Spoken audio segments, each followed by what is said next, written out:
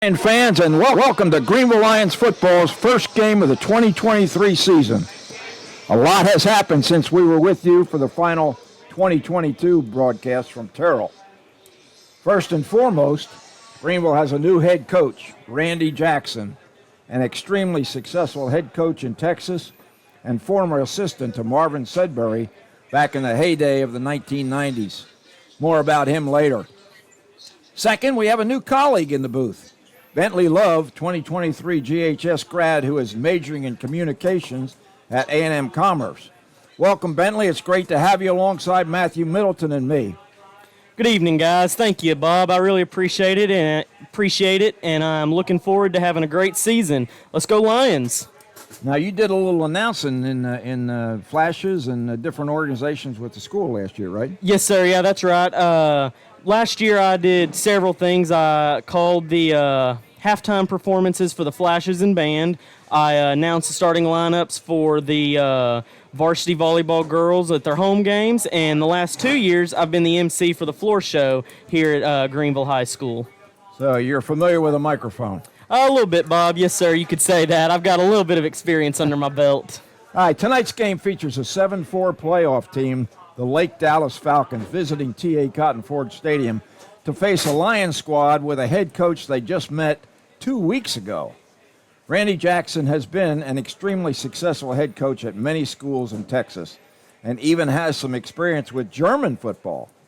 During my meeting with him this morning, he shared his offensive philosophy. And Bentley, sounds like lots of up-tempo, wide-open stuff. Yes, sir. Yeah, it sounds like we're in for potentially a high-flying match tonight here at T.A. Cotton Ford Stadium. I had a chance to talk with senior linebacker Ruben Enriquez a little bit earlier today and asked him what his opinion was on Coach Jackson. And he said Coach Jackson has been great so far. He's made some good changes, and he feels that he can lead us to several victories. He's made us better on the field, but more importantly, Ruben said, he's made us closer as a group. And, Bob, as we know, being close as a group can take you so far when it comes to sports. Chemistry is so important. It is, really it is. Really is. Greenville has several key returning starters, beginning with Anthony Johnson at quarterback and Greg Washington at running back. On defense, Jonathan Sampson and the aforementioned Ruben Enriquez will join Jaden Johnson as the three middle linebackers in this new-look 3-5-3 alignment. And there are some newcomers who should play some integral roles, Bentley.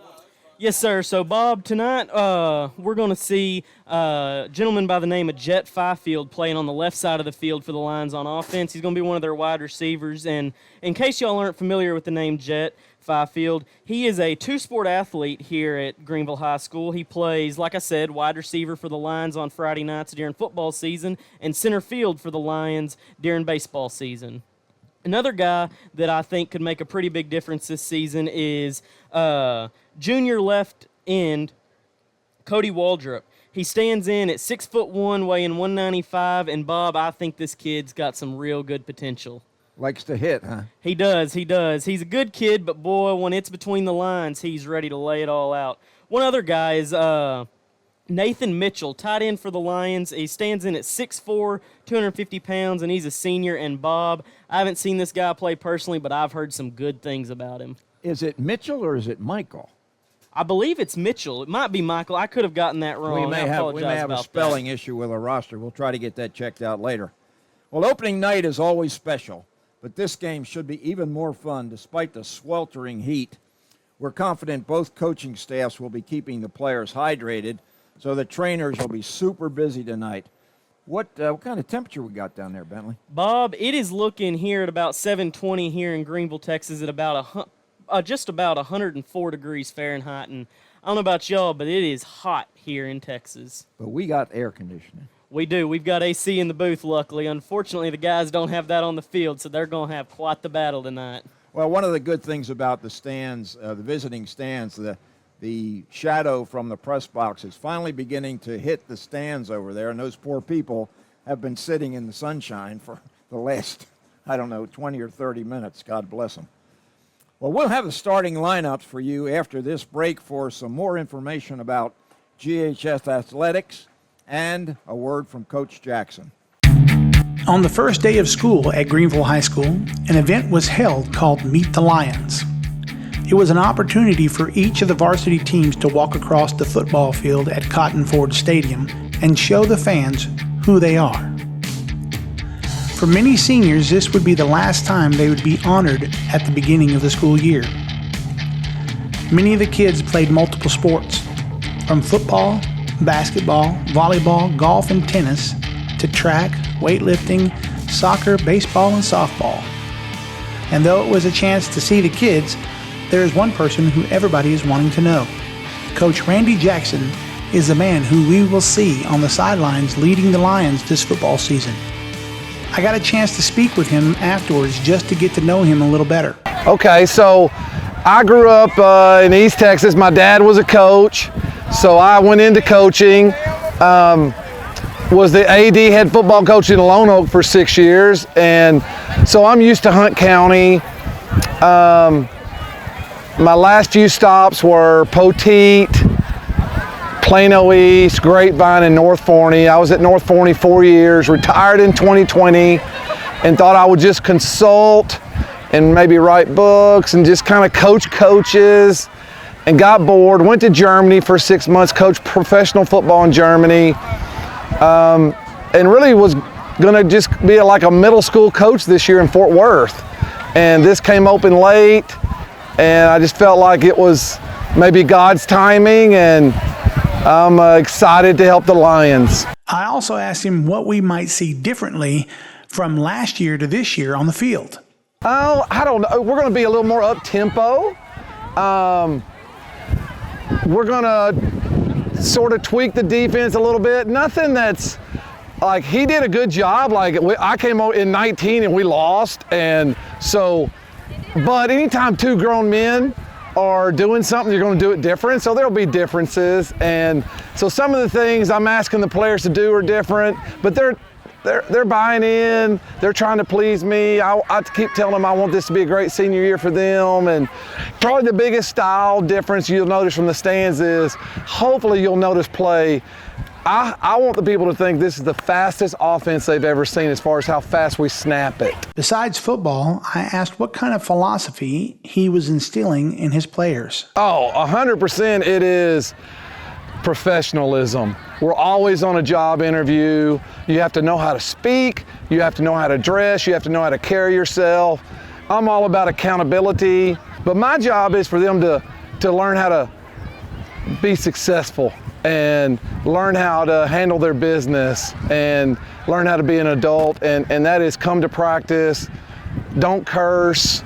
We're not going to wear earrings at practice, you know, just the little discipline things, and that's just important to me.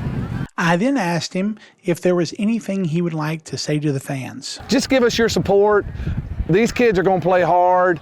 I'm asking a lot of them, and they're saying yes. So we're going to try to win enough to get in the playoffs, but I promise you, you're going to see a good product. You're going to see a bunch of good kids. So we need people in the stands. And so I'm asking anybody out here to come support us and help us make it happen, because we really can't do it without some fan support. So please give us your support. I'm Matthew Middleton with Geus. Back to you, Bob. Bob Muty and Bentley Love back with you here in TA Cotton Ford Stadium press box with the starting lineups for the Greenville Lions. Starting for the Lions at quarterback will be 6'3", 220-pound senior Anthony Johnson. His running back will be number 25, Greg Washington, 5'10", 205 junior. Out wide will be number 4, Isaiah Williams, 5'7", 140-pound senior. Dadrian Payton, 5'11", 175 junior. Jet Fifield, 6'4", 210 senior. And Nathan Michael or Mitchell, we'll try to get that clarification, will be the tight end / H-back. He's a big 6'4", 250-pound senior. The guys up front for the Lions will be at center, Nicholas Just, 6'1", 215. He's a junior. Braden Maps will be at right guard. He was also a junior at 6 foot, 300 pounds. At the other guard will be 6'2", 320-pound Victor Osornio, also a junior. And then the two seniors at tackle, Xander Gonzalez, 5'8", 255, and Isaiah Wells, 6'3", 270. And now with the defensive starters, here's Bentley Love. Making up the defensive starters for the Lions tonight, up front is going to be number 45, junior Cody Waldrop, playing left end. Sophomore number 70, Mario Valentine, playing nose tackle. Senior number 59, Khalil Parker, playing right end. Senior number 28, Ruben Enriquez, playing outside linebacker. Senior number 33, Jonathan Sampson, playing middle linebacker. Junior number 23, Jaden Johnson, playing outside linebacker. And making up the Lions secondary tonight is junior number 8, Daniel Renner. Sophomore number 18, Jamorian Hamilton. Junior number 20, Jaden Gibson. Junior number 19, Reagan Goggins. And junior number 3, Aiden Lewis. I'll tell you what, we got quite a few underclassmen on this group. We do, Bob, and that is a great sign for the Lions in years to come because, sometimes the seniors graduate and then the underclassmen are standing there kind of wondering where to go. But there's enough seniors starting that they can make a difference in these younger guys, but enough young guys that they'll be okay next year. Absolutely. And I see your alma mater, Bowie Elementary, was represented tonight. They were, Bob. I'm a Greenville Lion for sure, but I will always be a Bowie Bulldog. Weren't they the Bandits at one time? I believe so, yes, sir, but they were a Bulldog ever since I've been there. I think the Bandit wasn't politically correct. Something like that. I'm not sure, but, both of them are great mascots. Yeah, I think I've probably dated myself that. Okay, we're about to have the national anthem as played by the Greenville High School Band under new leadership this year. Or is it the school song? Which is it? For something, all you got to do is just. We do have a little air moving tonight. The flag is in motion, so that'll be a little bit of a reprieve for the folks in the stands here. The Naval Junior ROTC program have presented the colors at midfield.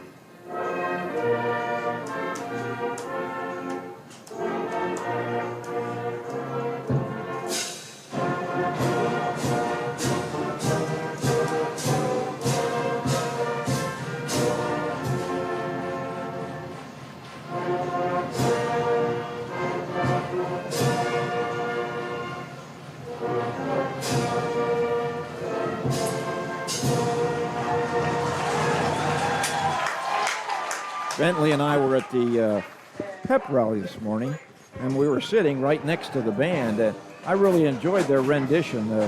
They had the brass doing some kind of a background, and it was really, I thought it was great. It really was, Bob. And sometimes when new leadership takes over, you see things dip, and you see performance not be as good as it has been in the past. But the new director, Mr. Omby, he has kept those guys and gals right in line with how they were last year, and really might have made them even a little bit better. I noticed they're wearing T-shirts and shorts. That's the appropriate attire for tonight. I would agree. Bob, as a former band member myself, I know that whenever I was in band, I sure was excited when they told us we were wearing T-shirts and shorts instead of our marching uniforms in August because it was so hot. I noticed with the Lions this year, normally they stand along the sideline and face the flag, and they put a hand on the shoulder of the guy in front. This year, it looked like they were lined up by position.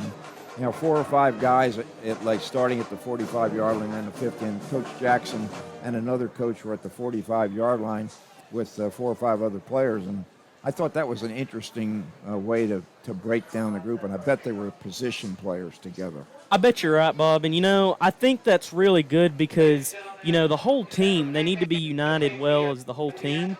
But even more so, they need to be with the guys that are playing the same position as themselves because they can learn a lot from each other. Yeah. Well, we got a little glitch here early. We had Nathan Michael wearing number 88. He For Lake Dallas were number 3, senior Xavier Rodriguez, and number 15, junior Bryant Buchanan, defensive lineman for him. We watched Bortnam pretty much carve our secondary up last year when we played over there at Lake Dallas. He's a good one. I don't know that he's a Division I prospect, but at 6 foot, 195 this year, he's a player. You're gonna be impressed with his performance tonight at quarterback for the Falcons. Yeah, that's definitely true, Bob. And I'm just really hoping personally that number 19 Reagan Goggins is going to be able to knock some of those down out of the air for us tonight. Looks like Mitchell White is going to handle the kickoff duties for the Falcons. Deep for the Lions. Looks like we got Caleb Hale. He wears number 2, and that's probably Aiden Lewis maybe back there with him. But they're standing at about the 4-yard line, so White's probably got a pretty good leg. And here's the kick, and we're underway. Ball's coming down at about the 5-yard line. Taken there and hit immediately down at about the 12-yard line is Isaiah Williams. Yeah, and it's not the most ideal start that they are looking for. You'd like to get a little bit more ground than that. But Bob, with the team like what the Lions have, with quarterback Anthony Johnson and wideout Jet Fifield, they could make up that ground real quick and easy. Coach told me they'll be throwing long quite a bit, so we'll see if they come out, throwing right off the bat. Yeah, it'll be interesting to see. Some teams would like to run it right here, but we'll have to wait and see. Fifield's out to the right, 2 receivers to the left. Shotgun formation with Michael in the backfield with him. Fakes to Washington, looking deep. He's got a man, and he undershoots Isaiah Williams. Williams had about a step on his defender that time. He did, Bob, and it looked to me like he may have just lost it in the lights, but hopefully we won't see that too many times tonight because I think that could be a pairing we see quite often and could be quite successful. 2nd and 10 from we'll call it the 13-yard line. Again, a fake to Washington. Good protection. Going long once again. This time he's looking for Renner. Renner's got it at the 40. He's down to the 20, 10. Touchdown, Lions. Dadrian Payton on the reception. What a throw by Johnson. Bob, he beat him by a couple steps there, and once I saw that ball in the air and he caught it, I just knew he was taking it all the way to the house because I'm not sure there was a guy close to him that could have caught him, run him down, and tackled him. I wonder if Peyton's going to be on the sprint relay team. He might, Bob. Boy, that guy is fast for sure. Wow. Okay, lining up for the extra point. Nick Just is a kicker. Looks like he's wearing number 55 tonight, out of the hold of Jet Fifield. Snap is good. Kick is up, and it's good. And Just kind of got bumped around, but there is a flag. The kick is good. Let's see what the refs is going to decide to do here. Generally, they'll take the penalty on the kickoff, won't they, Bentley? Yeah, I believe that's the normal thing to do because the Lions definitely wouldn't want to have to re-kick that PAT. You don't want to have to score twice if you can avoid it. No. Okay, they're calling a penalty against the defense. They're declining it, so we'll take a 30-second break and we'll go back for the kickoff. Lions early lead of 7-0.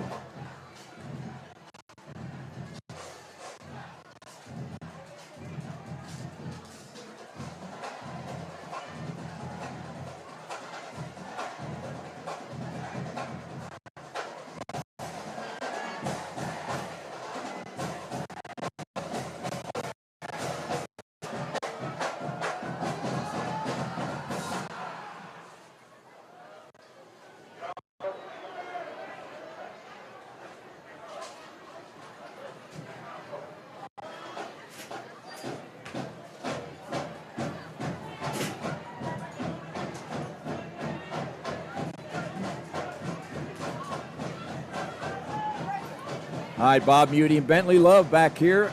Already lots of excitement as we have an 87-yard touchdown pass from Johnson to Dadrian Payton? Something right around there, and with just 24 seconds off the clock, Bob, the Lions are already up 7-0, and we just can hope that they keep it rolling.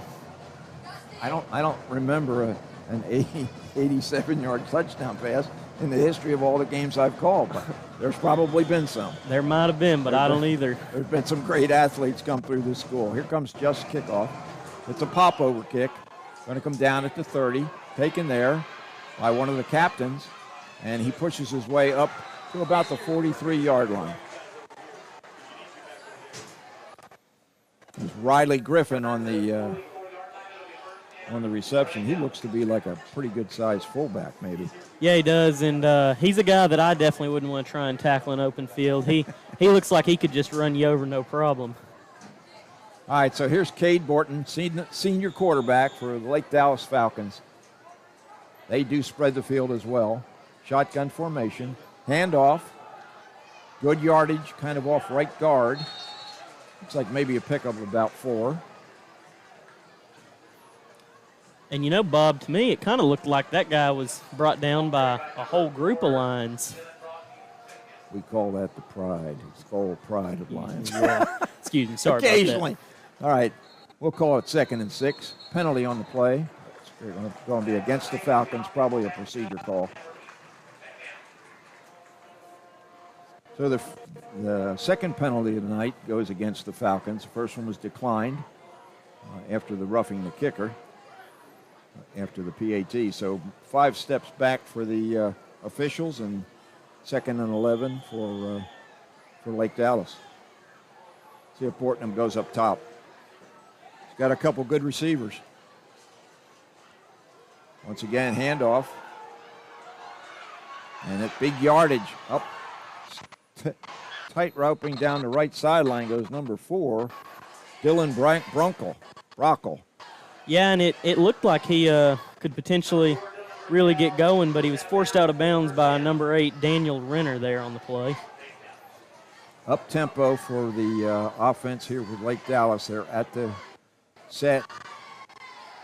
Fake, quick out pass. That's Sam McAfee out there with the reception, and he's got pretty close to first down yardage. Yeah, and we see there again, that was number 8, Daniel Renner, again on the play with the tackle. He must be flip-flopping depending upon where Keonde Hendry goes.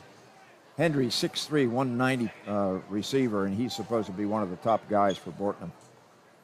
Bortnam takes a snap, hands off to Broccoli. Broccoli off right tackle. Good yardage once again for a first down. Yeah, and, Bob, the Eagles have a pretty good strategy here, running it early with it being as hot as it is. Well, they're moving smartly down the field. Ball is going to be placed at the 18-yard line of the Lions, 1st and 10. 2 receivers left, tight formation this time. High snap, handoff once again to Brockle. Brockle cuts back to his left and finds a few red jerseys there waiting for him. Pushes himself forward, though. Nice run by Brockle.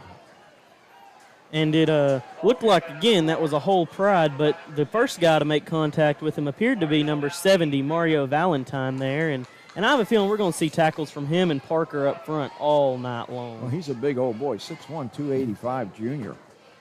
Plays the nose for the Lions. 2nd and 6, high snap again. Bortnam looking to the corner of the end zone for Henry, and the pass is broken up nicely back there by 2 Lions. Yeah, and on the play there, that was number 3, Aiden Lewis, and I can't tell for sure, but I kind of think it might have been number 8, Daniel Renner again. Renner's all over the place. He is. All right, 3rd and 6 for Lake Dallas. Ball spotted at the 14-yard line. Hand off to Brockle. Brockle has good yardage off right tackle, and I think he's got the first down.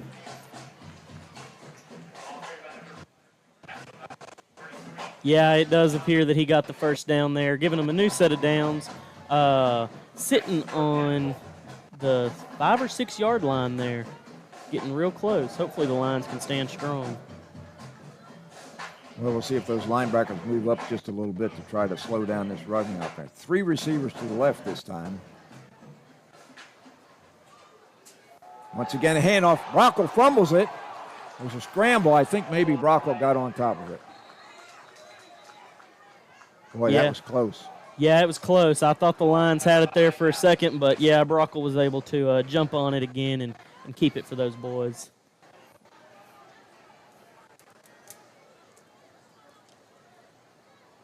Brockle's a junior, but he clearly, he and Bortnam weren't on the same page there. He was able to cover it. 2nd and 6, or 2nd and goal from the 6 for Lake Dallas.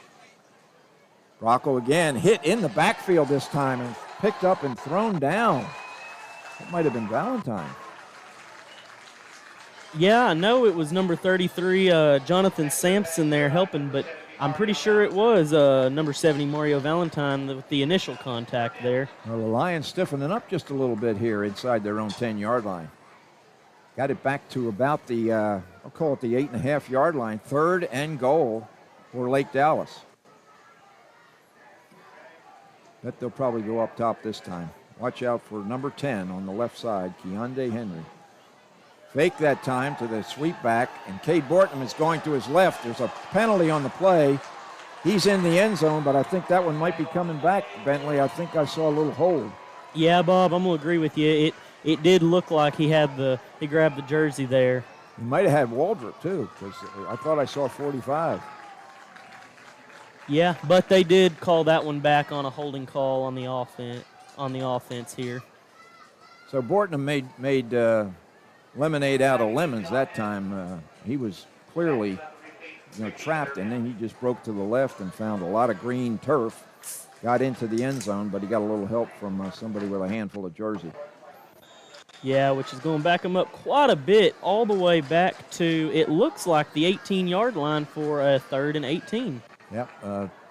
3rd and goal from the 18 for the Falcons as they're stymied a little bit here by a very tough Greenville defense all of a sudden. As we have a flock of blackbirds fly over the stadium. Once again, 2 receivers wide left. Henry's one of them. Bortnam's dropping straight back, looking to his left, throwing into the corner. He's got a man, and he overshoots him. I think that might have been number 9, Brett Young. And that's going to force probably a field goal attempt by Mitchell White. Yeah, and that one was close, and, luck might have been on the Lions' side there a little bit, helping them out on that play. Yeah, a better throw would have been a touchdown probably. Most definitely. Okay, so Bortnam's going to hold for this attempt by Mitchell White. White's just a junior. Ball spotted at the 25, so it'll be a 35-yard attempt, and it's no good. Didn't get all of that one. So the Lion defense gets a stop, turnover on downs, and they'll take over with pretty good field position, better than it was when they started their first drive. That's true, and they've already shown they can score from right around the 12 or 13-yard line, so hopefully they'll get it really going here at the 20. So it'll be interesting to see what the Lions run out here. Once again, Anthony Johnson with Greg Washington in the backfield. 2 receivers wide right, 1 left. Michael's the H-back. Handoff to Washington. He's got a little bit of room off right guard. Picks up about, maybe 4 yards. Yeah, it's going to put them at, it looks to me, about the 24, and they're in good position. Quickly to the line of scrimmage go the Lions. Johnson drops straight back. In a little bit of trouble. Probably just needs to get rid of it, and he throws it. And it is an incomplete pass. Good moxie that time by Johnson. He'd have taken a big loss if he'd have just stepped out of bounds. He would have, and it was a close one for sure, but it's a good thing he got it off in time. Was he looking for somebody down deep? I think so. I'm not 100% sure, but that would be my best guess. All right, 3rd down. We'll call it 6. Johnson in a little bit of trouble, and he's going to be sacked in the backfield, back at about the 17-yard line. So that'll be the end of that drive for the Lions. They'll be forced into a punting situation, 4th and 12. Jet Fifield's going to handle punting duties for the Lions. think Jonathan Sampson's going to be the deep snapper, so he's a multi-talented guy. Yeah, and that's always good to see on a team like this is when you got multiple guys can play multiple positions. Well, as you said earlier in the pregame, Fifield's a good athlete. Let's see what kind of leg he's got. Snap's pretty good. He's a left-footed kicker, way up in the air, and that thing's that's a great kick. It's taken, and I think the knee went down. Yeah, and it looks one like referee didn't call it. Sam McAfee, he had to backpedal to get that, and he took it at about the 32-yard line. Yeah, and that's a great kick there by Fifield because he was way back there. It looked maybe inside the 7 on that kick, and he kicked that ball a ways. Well, the ball was spotted. What was it, about the 18, wasn't it, with fourth down? Yes, sir. I can't figure out real quickly, but 20 to 30, 20. That's well over a 45-yard kick. It is, and that's pretty from the dang line good. of scrimmage. That is, yes, sir. All right, here's Cade Bortnam, second series for Lake Dallas. Handoff once again. This is Sam McAfee on the carry for good yardage, very close to first down conversion. And he's calling them forward, so it is a first down. Lake Dallas, ball spotted at their own 43-yard line. Yeah, and we're going to see a tough Lions front here, try and keep them from getting any more there. Hand off to McAfee. Off the left side. Again, he's up close to the chains. Not going to move him this time. Yeah, and Bob, I believe that tackle was by number 23, Jaden Johnson, and it was a pretty tough play if you ask me. And Johnson, again, is a junior, so we'll have him next year. Yeah, Josh Brock is in there on defense for the Lions. They were out on the field for quite a while on that first drive, and now they're right back out there again. 2nd and 2. McAfee is hauled down this time nicely in the backfield. Virtually no gain. Yeah, and it looked like that was Parker back there that busted through the line of scrimmage, and I think we'll be calling that name quite a bit tonight. Khalil Parker was, I'm pretty sure he was an all-district selection last year, and I wouldn't be at all surprised if he doesn't repeat. Okay, we'll call it 3rd and 1.5 for Lake Dallas. Ball's inside Greenville territory at their 48-yard line. Senior Cade Bortnam with 2 running backs, one on either side of him. Probably McAfee and Bronco. Hands that time, and it is a first down conversion as the Falcons are having some success with the run game. Yeah, and, they're making some good progress right now, and they're hoping to change the results from the last drive out, but, the Lions sure are hoping for more of the same. Hopefully we'll see that tough defensive front again here pretty quick. Well, that was McAfee on that last carry. This time the Falcons go with 1 receiver to either side. Henry's on the left side. Once again, a handoff, and the Falcons seem like content to just run the football. Yeah, and I don't know if y'all saw this, but they had the jumbo set out on the right side. It looked like maybe 2 tight ends or extra linemen over there, and they were ready to go to that side. You don't see the unbalanced line very much in high school football, but we're looking down there, and it sure does look unbalanced, doesn't it? Yes, sir, and like you said, don't see it often, but when it's used, it's good. Well, they're strong right on this one. Fakes the handoff. Bortnam finds his receiver. That's Henry, and Henry slips down on the turf for a no gain. And I'll tell you what, one of the Greenville Lions just knocked his blocker right on his back. That was a pancake. He did. You see yes, that? Sir. I sure did. And if their quarterback, if their quarterback hadn't gotten it off quite when he did, I believe that guy would have gotten to him in the backfield. Well, once again, the Lions are forced a 3rd down and long situation. We'll call it 3rd and 7. Ball placed at the 36-yard line of the Lions. Bortnam takes a snap, drops straight back, looking downfield. Now he's got a little pressure. Fakes one guy, breaks one tackle, and then breaks another tackle, stays inbound, and gets the first down.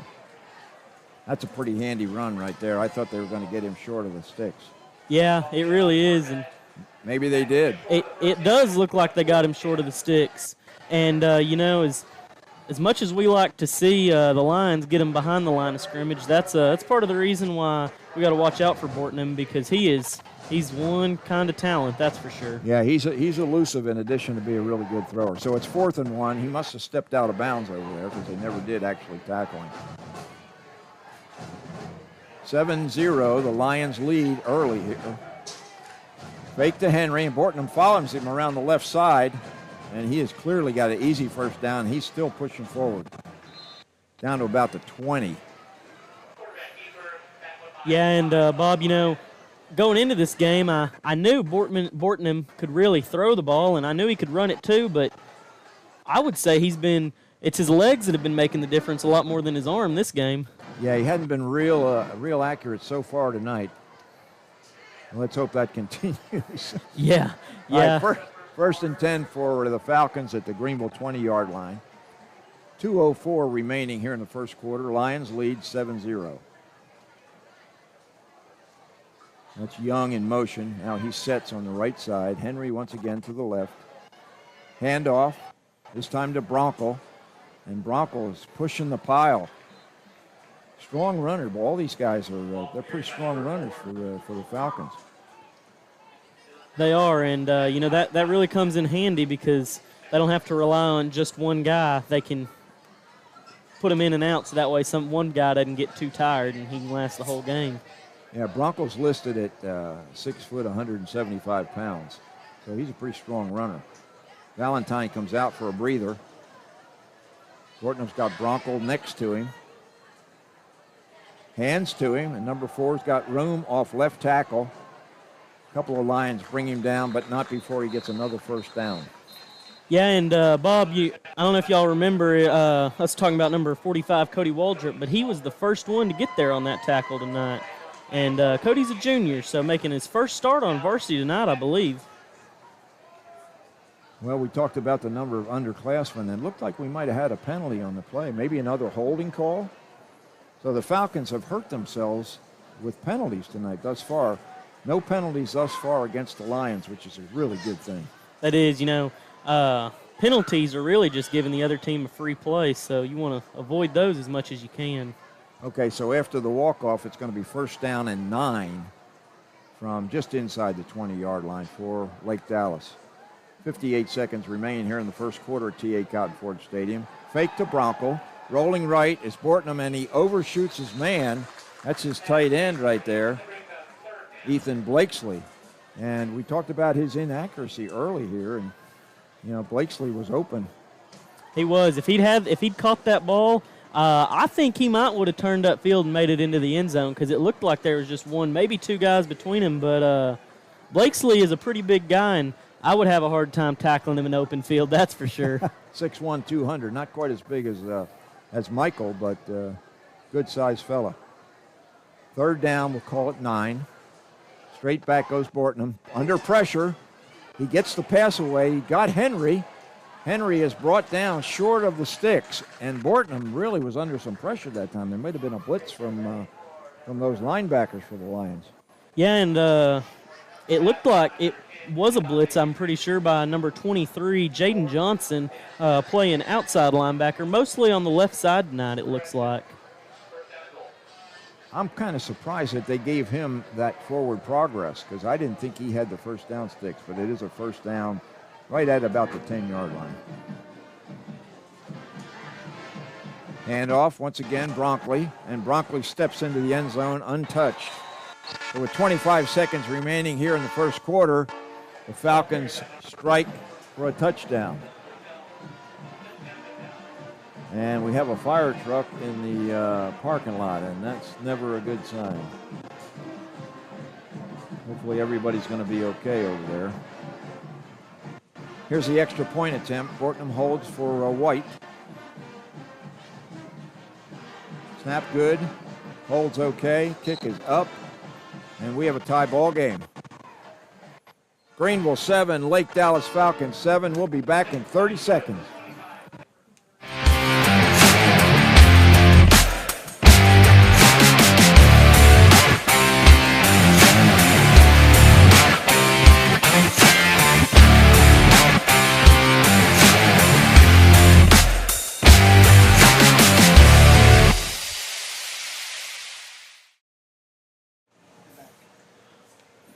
And here we are again, folks, with, like we said a while ago, 25 seconds left on the clock in the first quarter, and score is 7-7.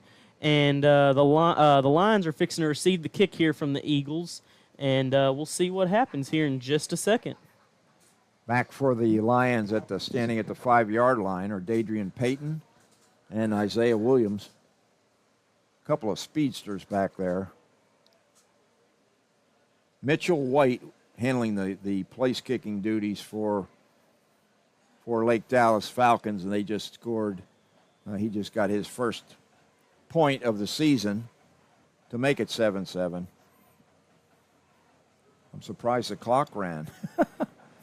Okay, here's White's kick. It's a deep one. It's going to bounce, and Peyton has it roll into the end zone. I think he's trying to run it out. Oh, what a mistake that is. Oh, goodness. Maybe it wasn't a mistake. Oh, my Lord. Oh. And they're trying to get him down, but, boy, he sure was fighting hard to get it. Looks like to the 33 there. Oh, my.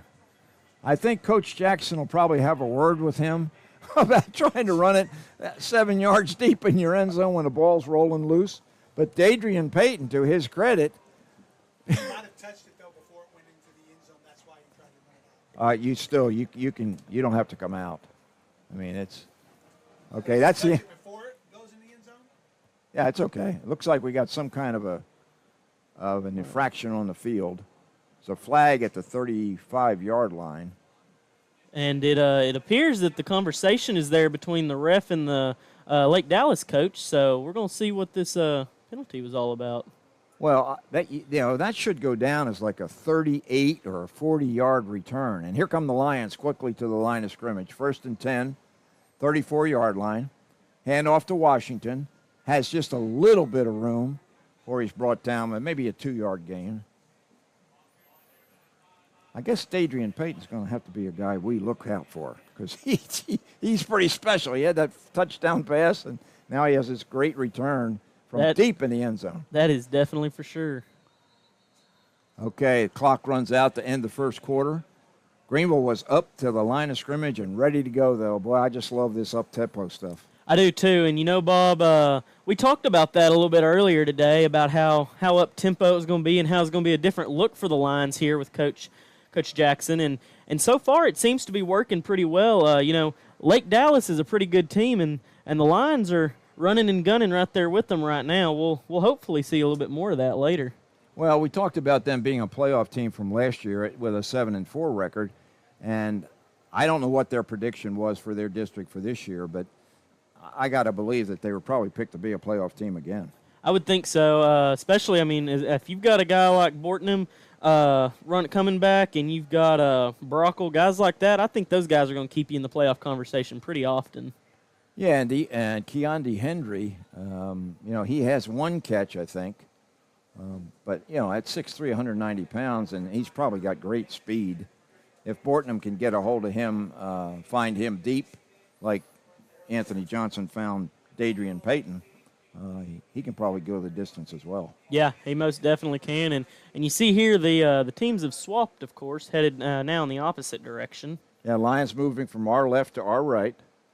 Second, we'll call it 7 to go. Johnson drops back, under a little bit of trouble.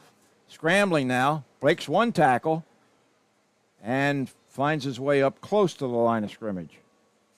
Yeah, and it looks like he might have gotten a yard there. That first guy looked like he was going to have him, but he definitely threw that stiff arm and kept him out. Third down, we'll call it 7 yards to go. Ball spotted at the 37 of the Lions. Pressure again on Johnson. He steps up.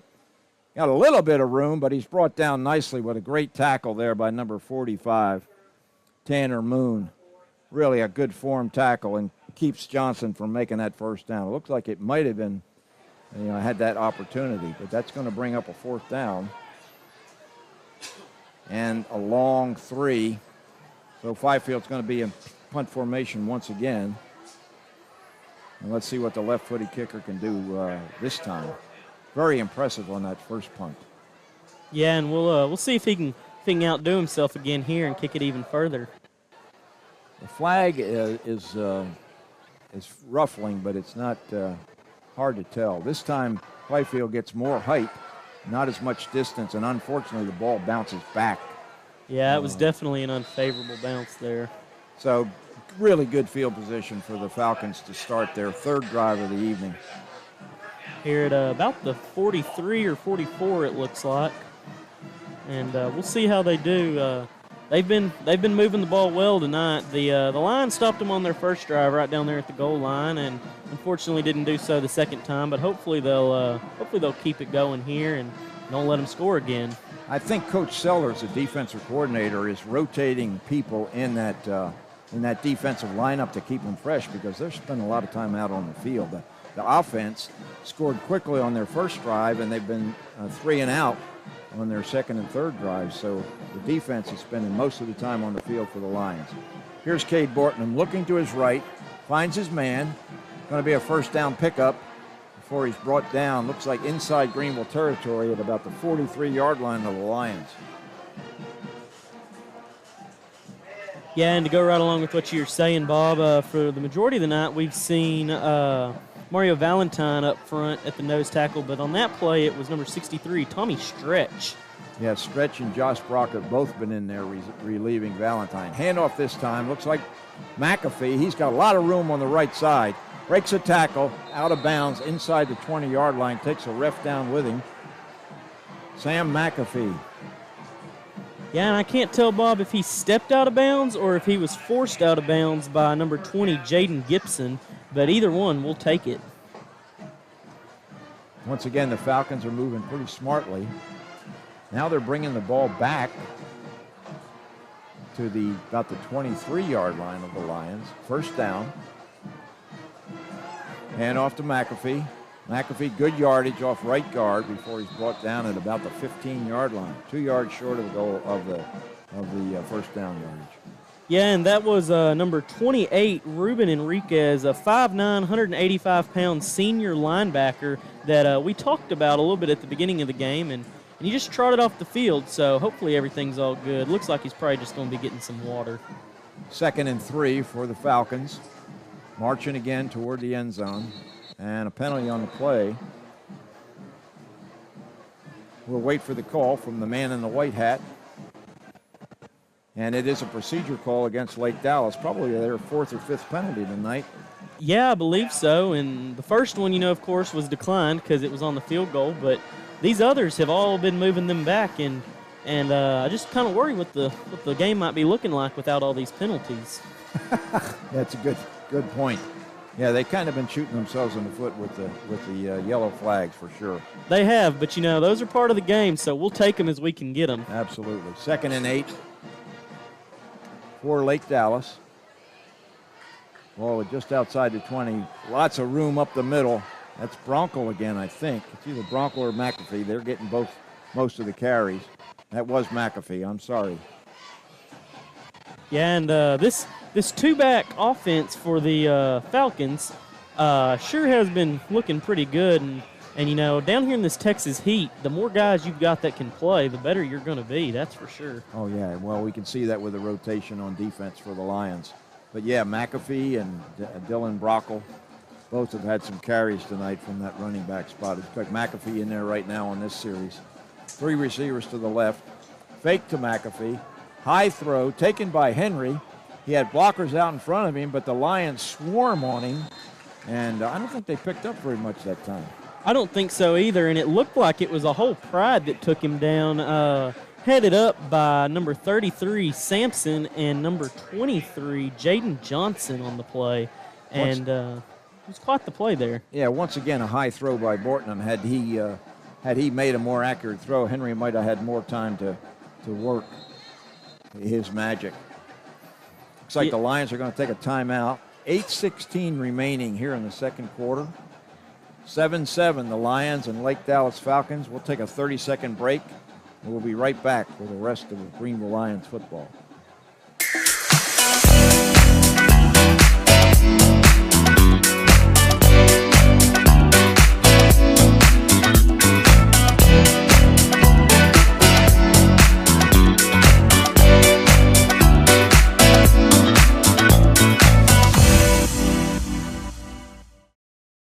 Do you need them on? Are we back? We're back. Had a little conversation with Kevin Bowers, one of the scorekeepers or timers, about lights.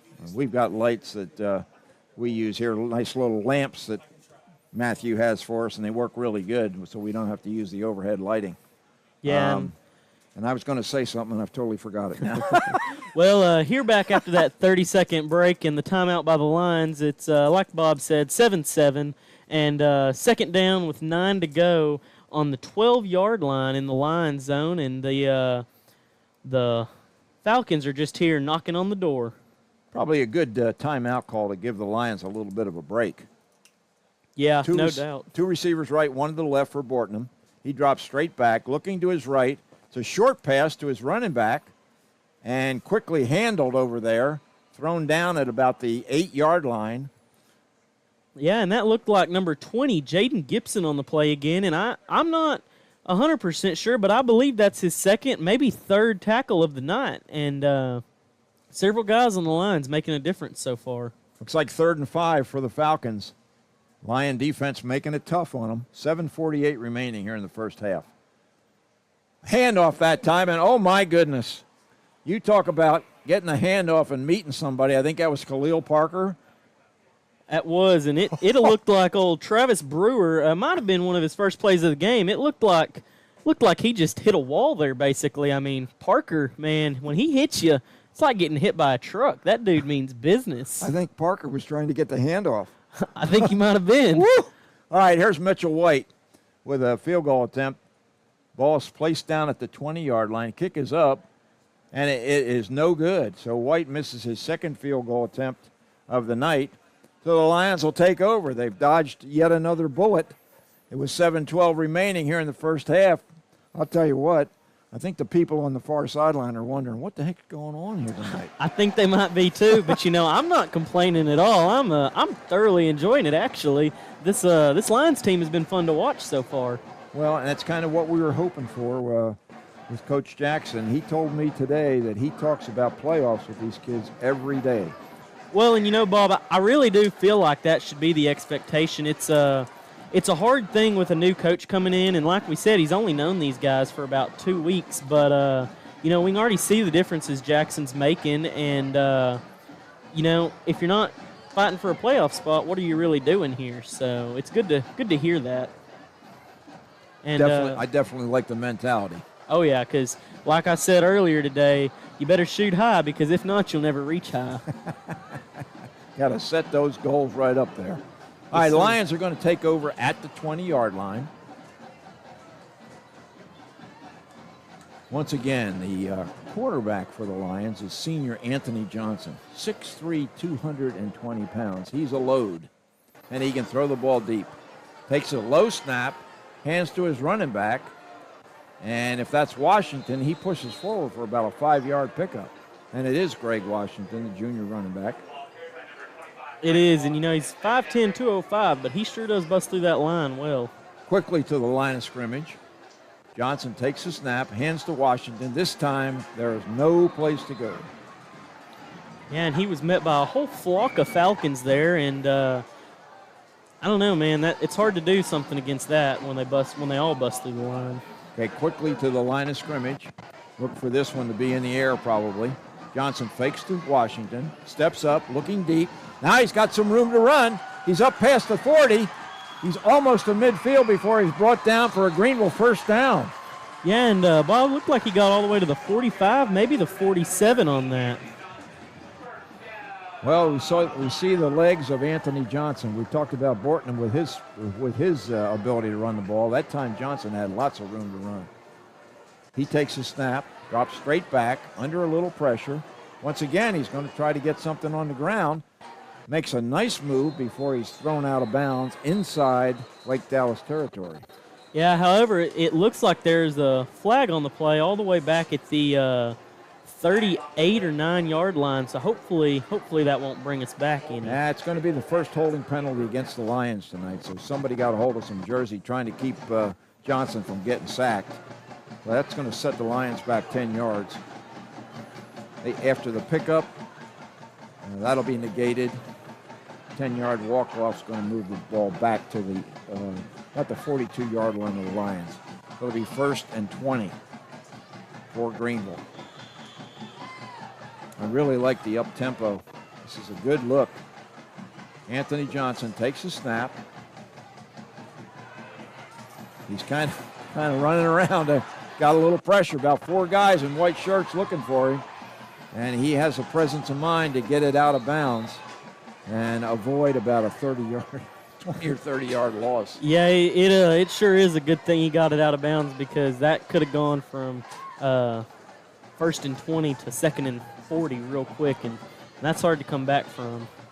We're going to have to watch these wide receivers, Bentley, as to whether or not they're getting open on these long plays, because I haven't seen anything short as far as the passing game. No. Johnson takes a snap. Now here's a short throw. Ball is caught, breaks a tackle. That's Peyton once again, and Peyton's going to pick up about 6 or 7 yards through just sheer effort on his part. Yeah, and visibly saw him dive forward to about the 42 or 43 there, and it's quite the play. Yeah, we're going to call it 3rd and 16 for the Lions. Johnson now directing traffic. He brings Fifield inside this time, sends Williams out wide. He's looking downfield. He finds his man. I think there was a reception, but the receiver fell down, slipped down right at the 42-yard line of the Lions. So it's going to bring up, I think, a 4th down. Yeah, it's going to bring up 4th down and 9, and they're going to trot the punting unit back out there, and we'll see Fifield for the 3rd time tonight. And, I enjoy watching him run on the field when he's playing receiver, but I'd like to see him a little less out here doing this. Well, you sure don't want to get him hurt doing this. Look, in the previous punts that he's had, it looks like the Lions are giving him some pretty good protection. Yeah, no doubt. Oh, a high snap. Fifield takes it. Oh, and punts it straight up in the air. So he started off really good, and now he's really struggling. That one didn't get to the line of scrimmage. No, it didn't, and it looks like they're going to down it right at the Lions' 45-yard line, maybe the 46-yard line, but either way, that's going to it's definitely going to give the Falcons some good starting field position here with just a hair over 4 minutes left and a score of 7-7. Yeah, as competitive as a guy as Fifield is, he's just hating life right now after those last 2 kicks, because the first one was just so good. And he felt the pressure and popped that one straight up in the air. Having been a punter myself, I'm sure I did that many times. Oh, yeah. Long time ago, man. But we have seen a pretty good defense from the Lions here, so hopefully they'll stand strong. 1st down and 10 from the Greenville 45-yard line for the Lake Dallas Falcons under Cade Bortnam. Bortnam gets good protection. He's throwing deep. Henry's down there, and Henry's got it. It looked like he might have pushed off, but he's got a touchdown. Really good throw and catch by Bortnam and Keontae Henry, and pretty good coverage back there, but not good enough. Not quite. And number 8, Daniel Renner was right there with him again, but that Henry, man, he can really run with them, and he just kind of grabbed Renner and just carried him with him there on that play, it looked like. Well, Renner's 5'10", 165. And we talked about Henry being 6'3", 190. So there's a little bit of a difference there. Mitchell White's kick is up and good. Lake Dallas takes a 14-7 lead with 4:02 remaining here in the first half at T.A. Cotton Ford Stadium. Time for Bentley and I to get a drink of water. We'll be right back.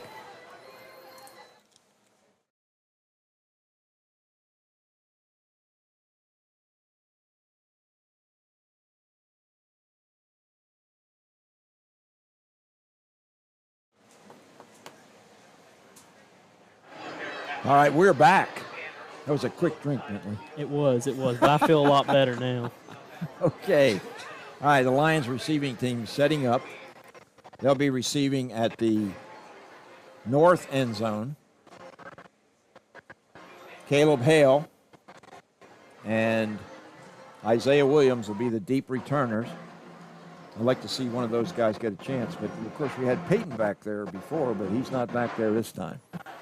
Yeah, and Might have been because he ran the ball out of the end zone. could be. Coach Jackson, I hear he's a pretty good coach, but I also hear he is a pretty strict coach. So things like that might cause you to take a break for a couple plays. Well, that's definitely a no-no. What Peyton did was not the correct thing to do. He made something out of it, but it was purely at his athletic ability. So here's Mitchell White. He's approaching the kick. Kick is up, and it's deep. Taken by Caleb Hale at the 2-yard line, up to the 15, the 20. Got some room, up close to the 30-yard line before he's thrown out of bounds by number 22. Yeah, and Hale is only a 5'8", 160-pound junior, but he sure does move pretty well and navigate through those defenders pretty dang well and get as much yardage as possible. I thought he used his blockers pretty well, and the guys up front did a pretty decent job. They did. It's a team effort when you get a run back that far. If you can get started outside your 25-yard line on a kickoff return, you're doing pretty good. Yes, sir. So we'll call it the 29-yard line, 1st and 10 for the Lions. Johnson hands to Washington, and Washington's up for a gain of about 4. Yeah, and it looked like he got to, about the 33, maybe 34 there, and good gain for the Lions. Keep them rolling in good position here. I wonder if they might go more to the run game here on this series instead of the drop-back pass situation. And it is indeed Washington. Washington is up. It's up within about a yard of the sticks. So maybe we'll call it 3rd and 1. 3:18 and counting. Quickly to the line of scrimmage once again are the Lions. Receivers 3 to the left, 1 to the right. Washington is pushing, and I don't know. It's going to be close. Yeah, it looks like about the 39, which might put him right there. Otherwise, he might be about a yard short. We're going to see here. Oh, boy. Didn't even measure it. 1st down, Lions. Boy, that's big right there. Clock running, 2:57 here in the first half. Johnson drops back this time. Stoppage of play. Illegal procedure against the red team. Yeah, it's going to be a false start there on the Lions, and hate to see that. But Second penalty against the Lions. Excuse me, Bentley. Good. First one was a holding call. Now a procedure penalty. Hopefully the Lions can clean those little mistakes up. Lake Dallas doing some substituting on their defense. Washington and Johnson in the Greenville backfield with Nathan Michael at the H-back. And somebody moved again. It looked like the right tackle might have moved that time. Just a little flinch of his head, but enough to cost the Lions 5 more yards. And sometimes, depending on the ref, sometimes that's all it takes. Yeah. But it's quite the interesting thing. Consecutive procedure penalties set the Lions back now to be 1st down and 20. Well, they got a ways to go to try to get this conversion.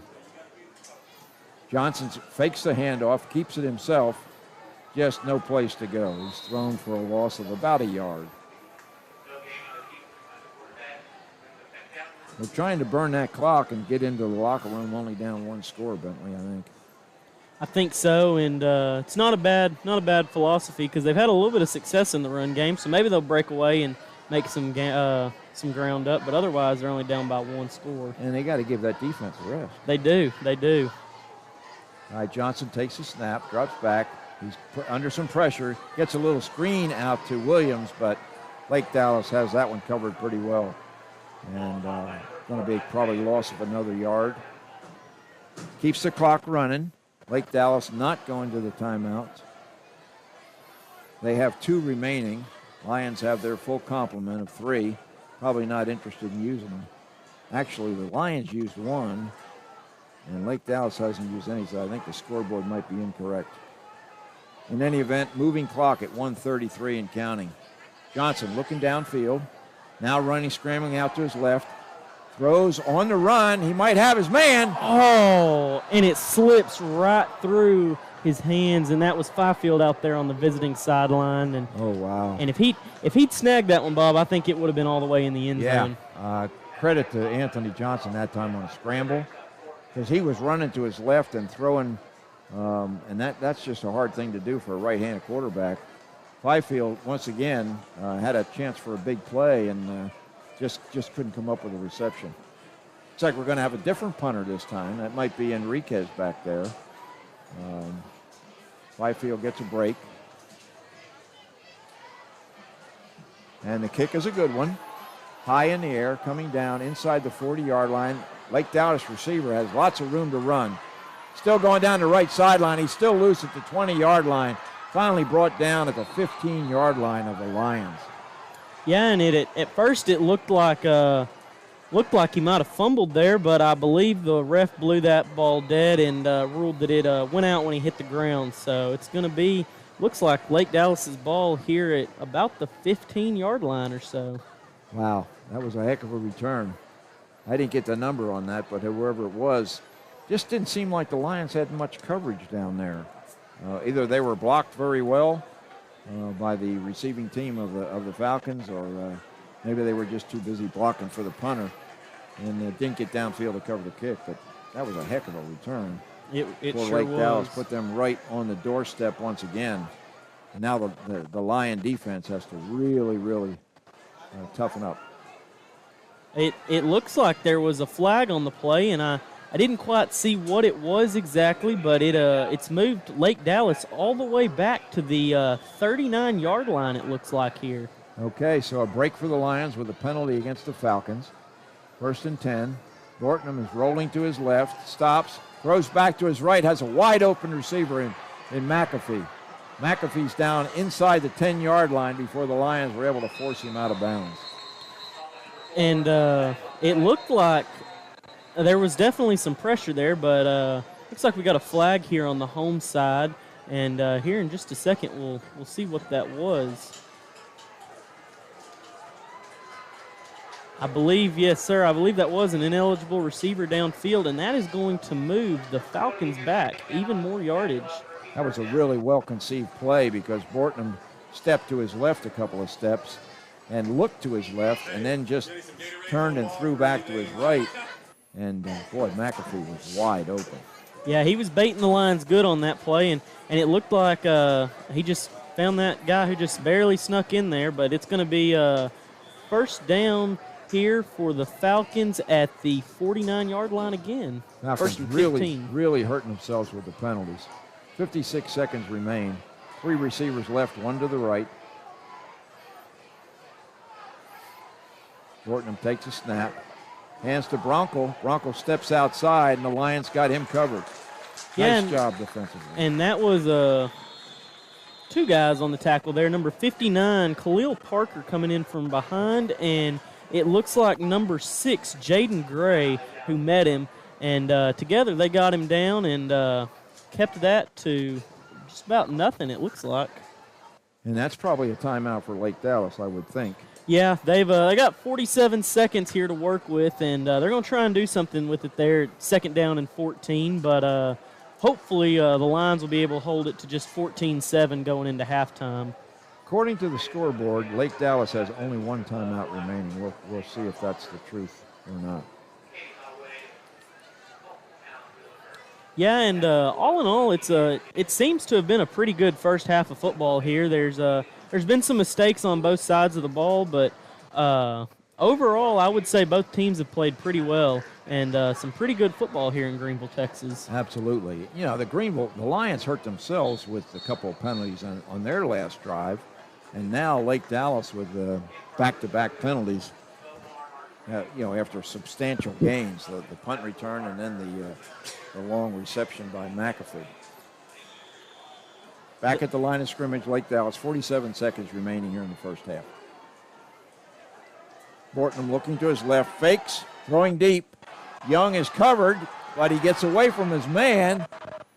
Did a really good job.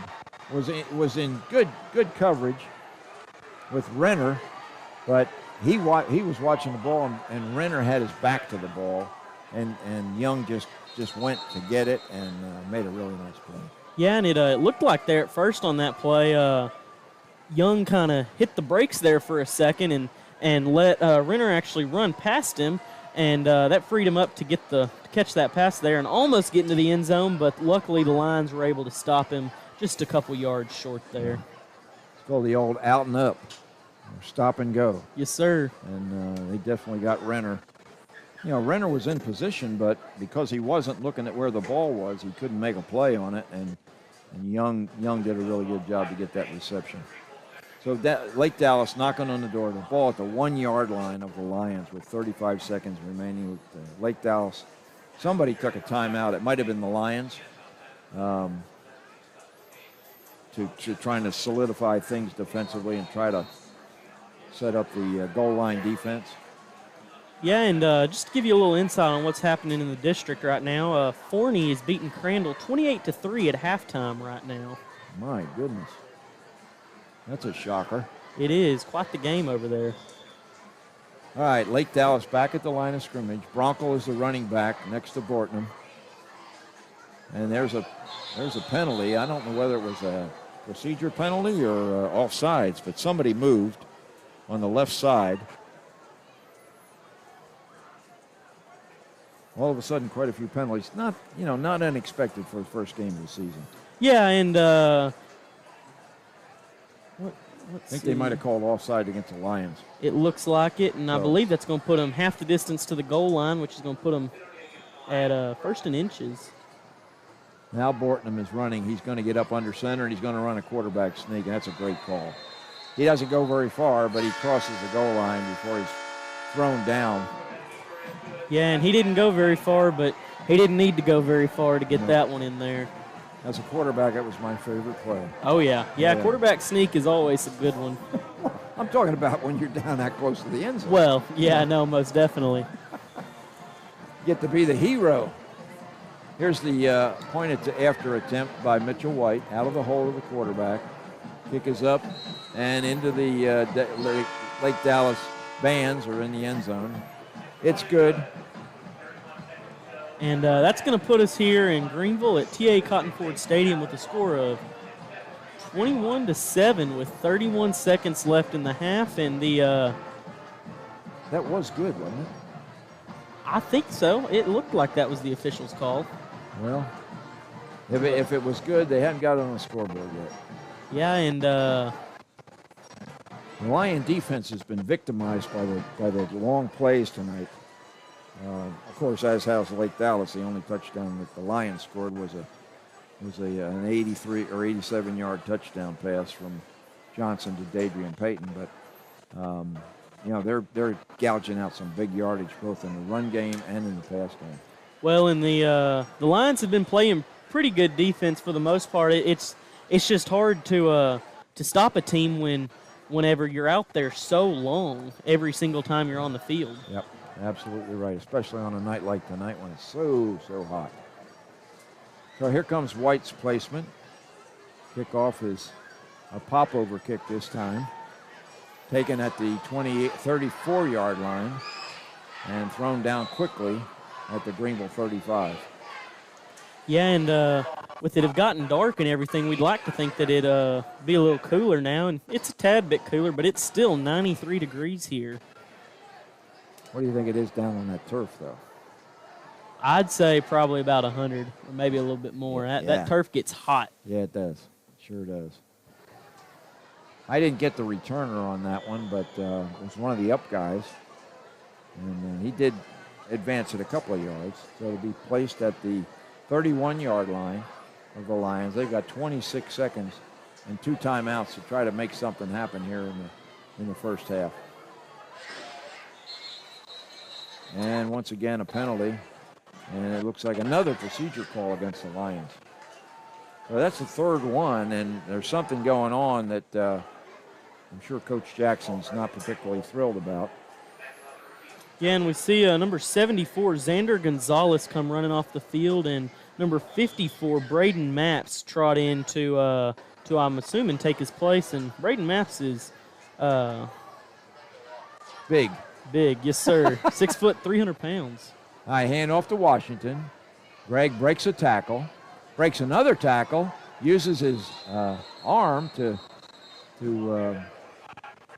balance himself for yet another couple of yards up to the 40-yard line. Clock is running. Lions will probably just let this one go. 5 seconds. Anthony Johnson not interested in taking another snap. So that's the end of the first half. And the score here is Lake Dallas Falcons 20, Greenville Lions 7 here at halftime. And here in just a second, we'll have some stats from David Claiborne. The man from the Herald Banner. David Claiborne's been kind enough to come and join us at halftime, and he'll be with us here in a minute. The Lake Dallas band will be taking the field right now, and we'll take a couple of minutes to let Matthew tell you folks about Greenville Electric Utility System, and we'll be back in a few minutes. Serving the people of Greenville is what we do. At Geus, community involvement, volunteering, giving back through sponsorships, and providing hometown service with world-class reliability are just a few of our priorities. Being a locally owned public power utility means we are your family, friends, and neighbors. Community involvement and giving is easy when you are serving your hometown. Nationally recognized reliability and service. Owned by those we serve for over 130 years.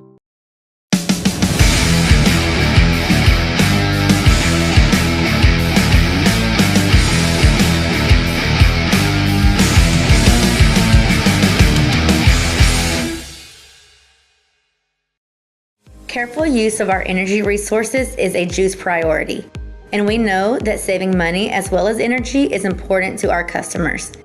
Did you know that you can save money year-round by making small changes to your thermostat? Save money and energy year-round by installing a programmable thermostat. Program a setting comfortable for your whole family while you're home. Program the thermostat while you are away 7 to 10 degrees or more cooler in the winter and warmer in the summer. According to the U.S. Department of Energy, you can save as much as 10% per year by doing this. Weather impacts our heating and cooling costs, causing our units to run more, especially during extreme temperatures. Adjust your thermostat just 4 degrees from your normal settings during extreme temperatures to conserve energy and save on your utility bill. Consider energy efficiency updates to your home to help improve comfort and savings. Improvements like sealing cracks around doors and windows and upgrading attic insulation keeps your cooling or heating in when you need it.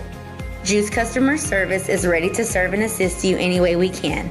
Call 903-457-2800 or visit our website at www.geus.org.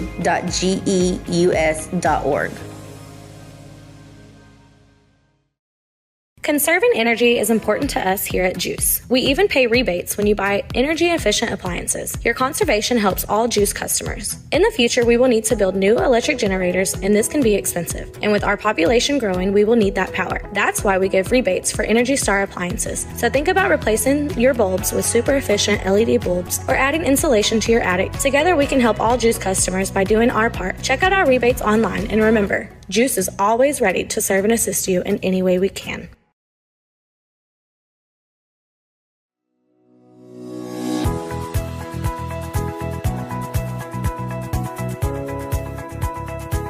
Greenville became the first municipally owned public power electric utility in Texas in 1891, when privately owned companies were only interested in serving large cities such as Dallas and Fort Worth.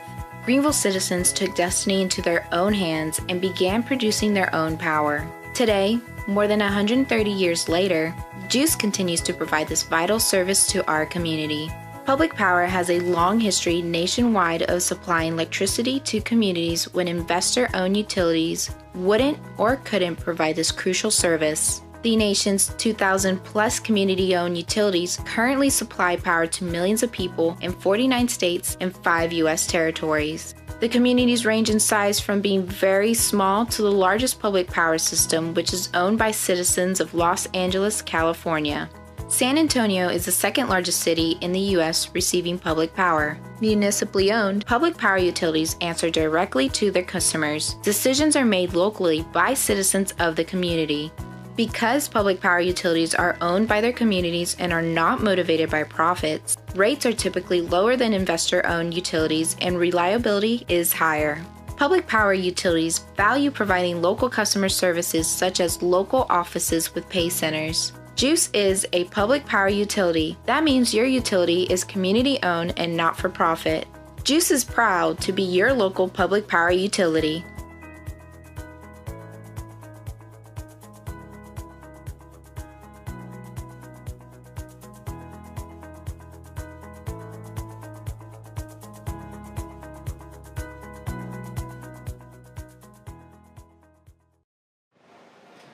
Bob Muty back here at T.A. Cotton Ford Stadium. Got my foot up on the chair, trying to cool things down a little bit. Those poor guys over there in that other room over there, their air conditioner's not nearly as good as ours. I don't know how you're doing over your way. Well, I got a room temperature app on my phone, and it was reading 92 there where I was working. Well, welcome to the good booth. Got David Claiborne here with us. David is long time sports editor of the Herald Banner. Greenville you left Banner. that one long. It's about 4 long. Yeah, lots of longs, right? Probably about as long as I've been doing this stuff on the radio. What'd you think of the first half? I mean, geez. The second play, they looked great. Oh, yeah. That was a great play. Anthony Johnson showed the strong arm that we knew that he had, and Adrian Payton's got some wheels, and I had 88 yards, great start, but after that, it hadn't been getting much done on offense. I got him with like 67 yards after that play. Is that right? Lake Dallas, it had the place kicker not missed a couple field goals. They could be up 27-7, but Lake Dallas can run the ball. Greenville Lions can't seem to get much going on the run game. Yeah. Well, they had something going there on that last drive, and then next to last drive, and then they had a couple of those procedure penalties. It really hurt them. But penalties have been a difference at Lake Dallas. I got Lake Dallas with 7 penalties, a bunch of holding penalties. It's early in the season, and you see teams illegal procedure. We see that a lot the first game, and you see some holding penalties. It's players adjust to being called during the game. Right, yeah. Yeah, I really have expected a whole lot more penalties than we've seen. And Greenville did a really good job in the first quarter. But then here just recently, they started with the procedure penalties, had that one holding call. Well, I think both teams have held up pretty well considering not long before kickoff, it was 104 degrees. Oh, man. They've held up. I haven't seen any leg cramps so far, so I'm sure they were told to hydrate. Those are the key words now. No I got in total it. yards, I got Greenville with 155, Lake Dallas with 277. 277, yeah. They've been moving the ball pretty smartly. I was expecting Lake Dallas to be pretty good because that quarterback, Cade Bortnam, yeah. He's back. That running back 5, Sam McAfee, he's back. And that receiver, Keandre Henry, he's back.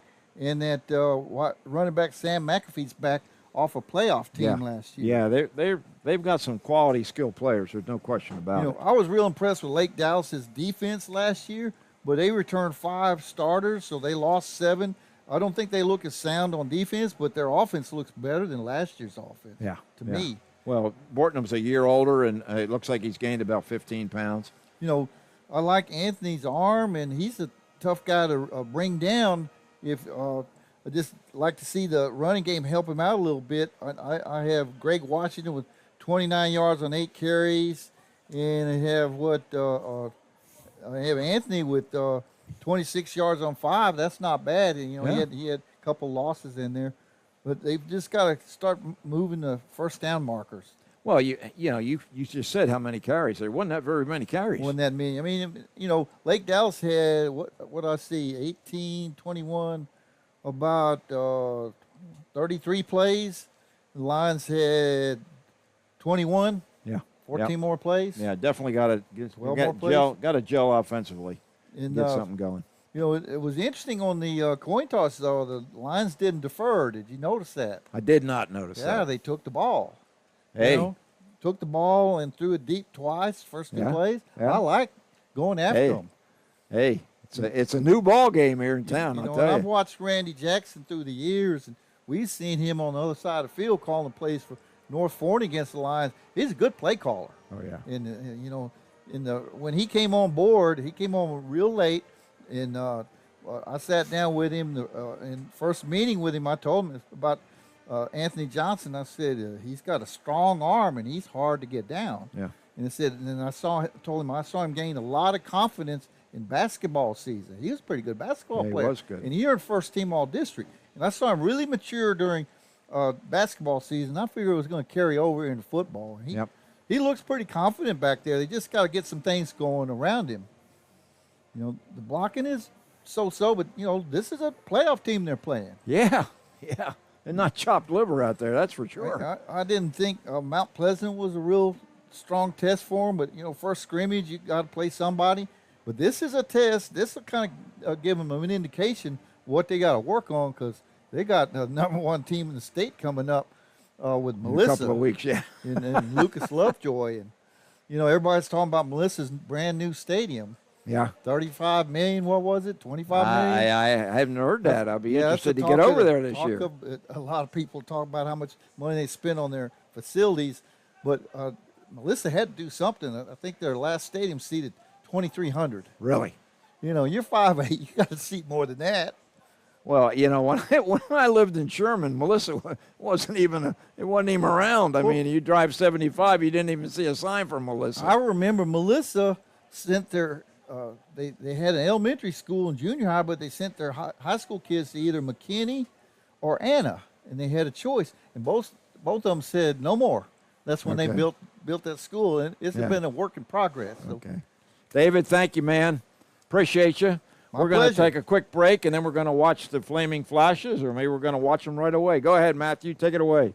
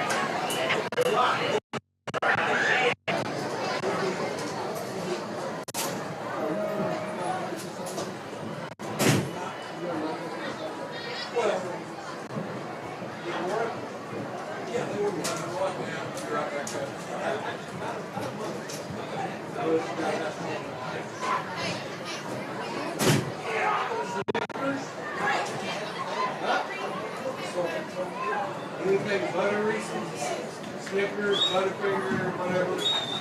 No.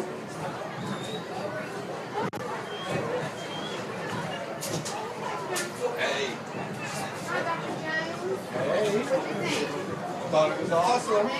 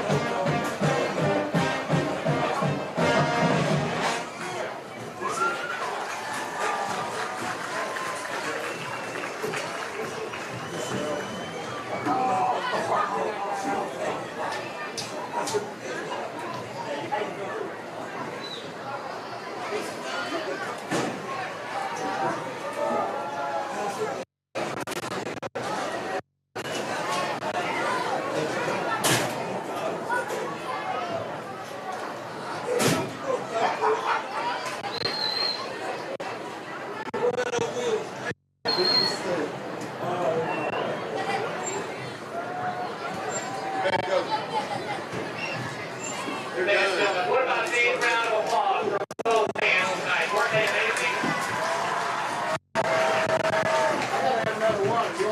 Yes, please.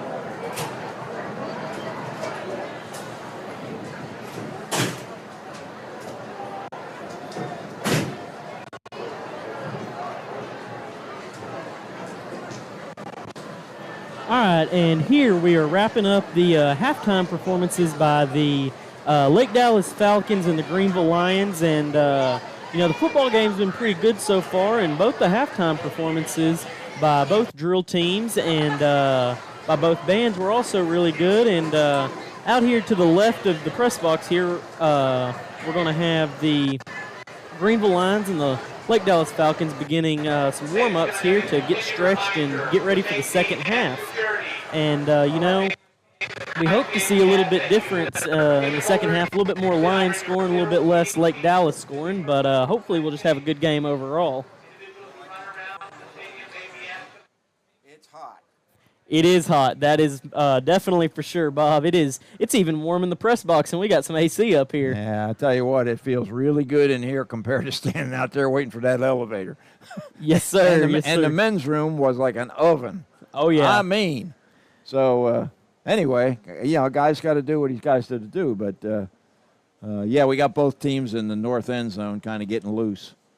But, I got to sympathize with those players down there because, with all that gear on, those helmets, those shoulder pads, man. Well, and I'd like to think they got them some AC during halftime, but that 26 or 28 minutes, whatever halftime is, sure wasn't long enough for them, I'm sure, to come right back out here. And because, like I said, it was 93 degrees right when we hit halftime, and I believe it's still probably right at about 93 degrees. So it's a scorcher, that's for sure.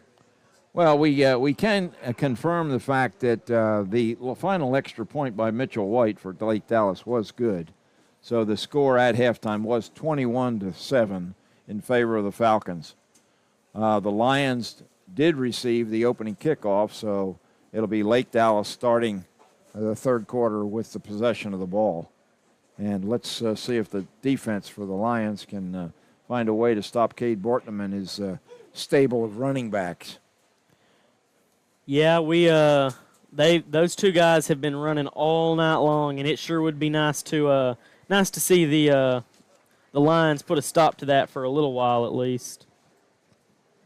Lake Dallas has a junior running back named Dylan Bronco, and Bronco has he kind of started the game, and he's a little bit bigger than Sam McAfee, who's a senior, but both have been extremely effective behind a pretty good sized offensive line. They're not as big. They average about 233 across the front offensively, whereas the Lions average 272. So, the Lions have a pretty good sized group of guys up front. They have not been nearly as successful opening holes for Greg Washington as the Falcon offensive front has been for McAfee and Bronco. Yeah, well, and, that's not something we see too terribly often, the Greenville offensive line outweighing the visiting team's offensive line, but luckily we're seeing it tonight. Yeah, this is the largest in terms of just individual size. These are the biggest Greenville kids I've seen in several years. Yes, sir. Yeah, and with about a minute and a half just under headed into till we get the second half started, we see the Lake Dallas Falcons go ahead and take off running onto the field, and the Lions will be following them here in just a second, but figured now would be a time to give you another score from the district. Right now in the second quarter, Melissa is beating Argyle 13-7, so not a bad game at all, but I don't know too much about Argyle, but I know Melissa sure is a powerhouse. Well, Argyle's a powerhouse too. Yeah. The Melissa coach is he's not going to line up any patsies for preseason. They're rated, number one in the state in our classification, just ahead of Lucas Lovejoy, incidentally. There are four teams in our district that are in the top 12 state-ranked preseason. That'll give you an idea of the difficulty of District 7-5A. Yeah, and, the fact that Coach Jackson comes and still says that his goal is playoffs after coming to a district this hard, that just shows to me, the right kind of mindset you've got to have when you're coaching, and shows he's got some faith in these boys, which is good. I mean, you've got to have faith in your team. Absolutely. Well, I like I like what we've seen thus far. I like the up-tempo. I like the spread, the simplicity of the offense. Just got to work a little bit on execution. Let's see if the second half we see any differences. Maybe get a little bit shore up that blocking up front for Johnson. Give him time to get those long balls off like he did on that second play of the game. Yeah, and I don't know if y'all remember, but the Lions received the kick to start the game, and they had that long, about an 87-yard pass for a touchdown. So here in the second half, I believe the Lions will be kicking it off to the Lovejoy Falcons, and I believe that is Nick Just out there kicking off. That is, in fact, Just. Typically it's a pop-over kick, and it's short. Bounces at the 31. Picked up, and the guy has some room. That's number 24, one of the captains. Yeah, and, people like to joke around and say that kickers aren't athletes, but that was actually number 55, Nick Just, on the tackle there, and it wasn't 100% a tackle, but he tripped him up enough to make him fall out of bounds, so it'll all do the same. Really good run back by Riley Griffin. He looks like a fullback, but he did a really nice job getting that thing back up the field, well into Greenville territory. Yeah, and it appears that there's going to be a flag on the play, maybe? Well, it wouldn't be a surprise. Here, and going to go ahead and move the Lake Dallas Falcons way on back to the 42-yard line. And, that's just got to sting because that was quite the return, and now they're going to be lined up just about where the ball landed. All right, 1st and 10 for the Lake Dallas Falcons, led by Cade Bortnam. Ball at the 42-yard line, and another penalty. And there's two flags. They've two refs through it, and I can only imagine that might have been another false start. Yeah, it's a false start procedure penalty against Lake Dallas. So back-to-back penalties against the Falcons sets them back to a 1st and 15. Starting now at their own 37-yard line. Hand off to Brockle. Brockle gets a little bit of yardage. The Lion defense does a good job that time, holding to about 2 yards. Yeah, and he got up to about the 40, which looks like it's going to put him at about 2nd down and maybe 10. It's going to be close here. We'll see what happens. Cade Bortnam, senior quarterback. 6 foot, 195 pounds. Drops back. Throws downfield, has a man, overshoots him on the far sideline. He was open. Yeah, and that was number 5, Sam McAfee, it looked like, out there. And that's not too terribly often that you see a running back spread out wide like that. Well, he started the game as a wide receiver position while Brockle was doing the heavy load at the running back. That time, he was right in between two Greenville defenders. They were each one about 4 or 5 yards away from him, but pass was overthrown, thankfully, for the Lions. Yeah, Bortnam, go ahead. Bortnam just hasn't been on target tonight thus far, thankfully. Yes, sir. 11:22 remaining here in the third quarter. Bortnam under pressure, breaks outside, dodges another tackle. He's up for a 1st down. It's still going, breaks another tackle. He's down inside the 25-yard line of the Lions before they can bring him down. And it's Pride Lions that finally get him down, and it looked like number 8, Daniel Renner, that might have made first contact on that play, but there were 3 Lions that assisted on that tackle. Bortman sure is a hard guy to get down. Yeah, he's pretty shifty. 1st and 10 for Lake Dallas. They're just in the process of moving and change, but they let the play go. It's Brockle on the handoff, and he has stood up pretty good by a couple of red-shirted Lions. Yes, sir, and that was number 59, Khalil Parker, and number 33, Jonathan Sampson on the play there. And we call those two boys names quite often. Yeah, they're the ones we expected to be making lots of tackles for the Lions. They are the seniors. 2nd and 9 for Lake Dallas. 2nd and 9 here for Lake Dallas, and Bortman drops back. He's under pressure, and he gets it to his man. It looks like Brockle there, and he is going to keep on running, and he's going to just barely get into the end zone there, the ref signal, and that's going to bring it to 27-7 right now, and we'll wait on the PAT to see if they're going to tack one more on.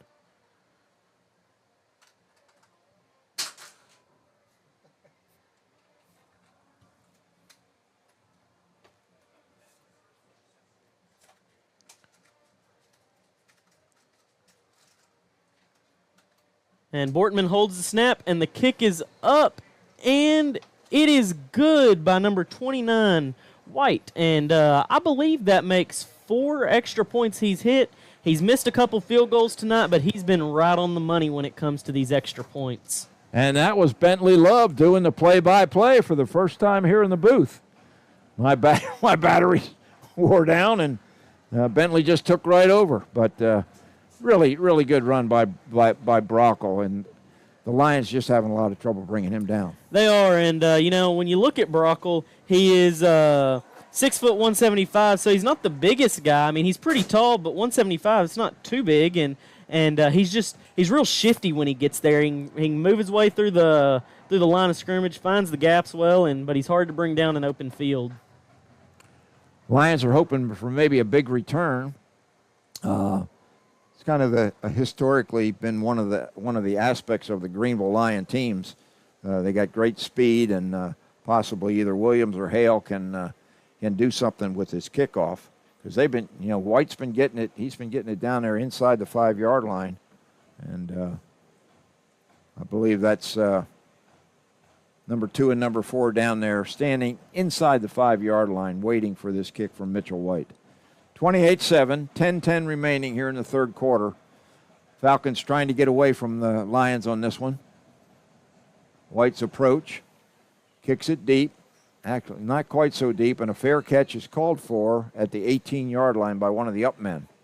And it appears, that is number 25, Greg Washington, that made the call there for the fair catch. And we've seen Washington quite a few times tonight running the ball, but I believe that might be the first, maybe the second catch we've seen for special teams on him for special teams.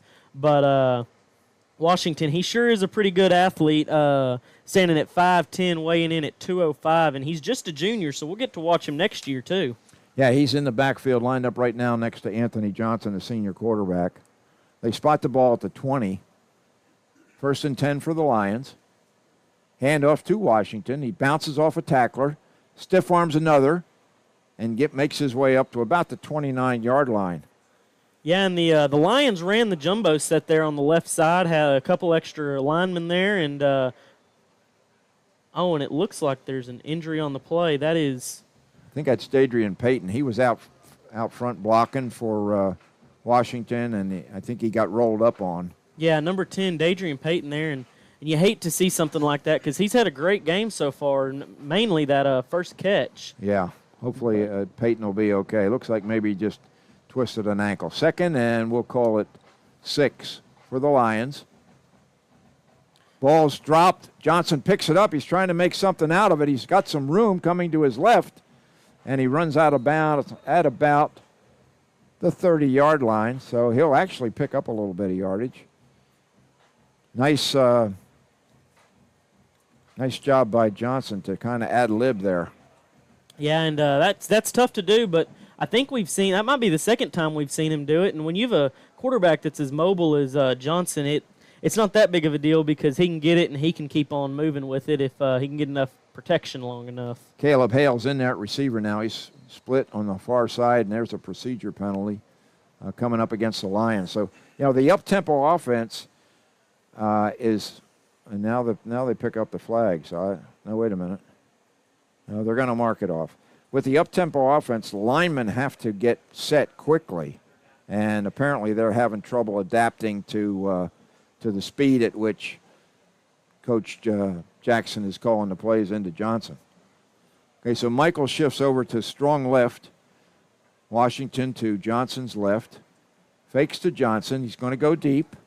Has a man that is interfered with. Isaiah Williams was bumped at about the 40-yard line, and that's going to be an interference call against Lake Dallas. Yeah, and we saw number 61, Humphrey Kakuba, make a swap there on the defensive line to try and provide pressure, and they were making some ground, but it ended up not mattering because of that pass interference call in the secondary, and it looks like that call went against number 8, Tony Butler, and we haven't called his name too many times tonight, but he's been out there roaming the secondary and trying to swat passes down. That'll be a 15-yard penalty. It's not a spot foul in high school, but that will result in a Greenville first down. Take first downs any way you can get them, Bentley. Oh, yeah. 9:32 remaining here in the third quarter. 28-7 the Lions trail. Johnson hands to Washington, straight up the middle. Not much going on there. And then a penalty late. And Williams is getting into it with Tony Butler. Yeah, and it's going to be interesting to see it. That flag was kind of late. It could have been for a late hit or something along those lines. Well, clearly there's a little bad blood from that previous play between Tony Butler and Isaiah Williams. Yeah, and it'll be interesting to see where it goes from here and see what happens. That's both ways. They call it on both sides. So offsetting penalties. I think there was just a little jawing going on, and the refs didn't particularly like it, so they dropped the flag to shut the process down pretty quickly. Yeah, and I don't think some jawing's too bad as long as it doesn't escalate and as long as they know when to stop. And if not, the refs are going to step in and tell them when to stop. Ball at the 37-yard line of the Lions. 1st and 10. Michael Rue, strong right. And another procedure penalty, it looks like. Yeah, and it Kakuba and I believe that was Jerry Irvin that swapped again, and be interesting to see if that had anything to do with the Lions jumping or having a false start. Are they there. trying to draw them into those penalties? It might be, and it looks like it's working so far. Hopefully they'll settle down a little bit here. 1st and 15 for Greenville. Ball back now at the 32-yard line. And a timeout taken. Is this a referee timeout or a Greenville timeout? Greenville timeout with 9:26 remaining, 28-7 at Lions trail. We'll take a 30-second break and we'll be right back with you.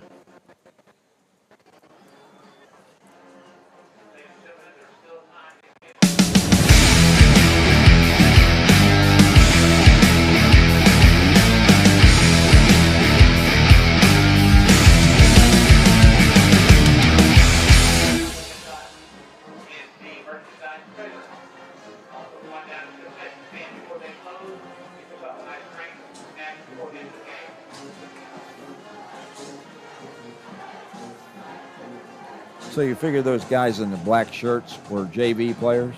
I believe so, Bob. Yeah, I think they were JV players, and then they get to be the ball boys tonight, right, so it's good for them. All right.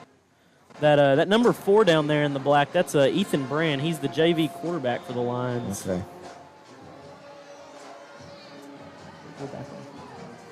Okay, Johnson trying to get away.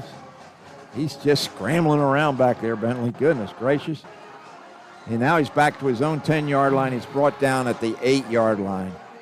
Just not getting enough protection. Can't find his men downfield, and Johnson takes a huge loss, and that's going to pretty much put the kibosh on this drive. Yeah, and that's hard to watch. And, you know, Johnson, he's been real good all game about when he's getting pressure, getting rid of the ball, but sometimes it just slips away from you, and there's nothing you can do about it. Well, the Lake Dallas defense has certainly risen to the occasion. Yeah, they're definitely swarming, that's for sure. 3rd and forever. Washington has the ball, has some room right up the middle. He's up almost to the 30-yard line.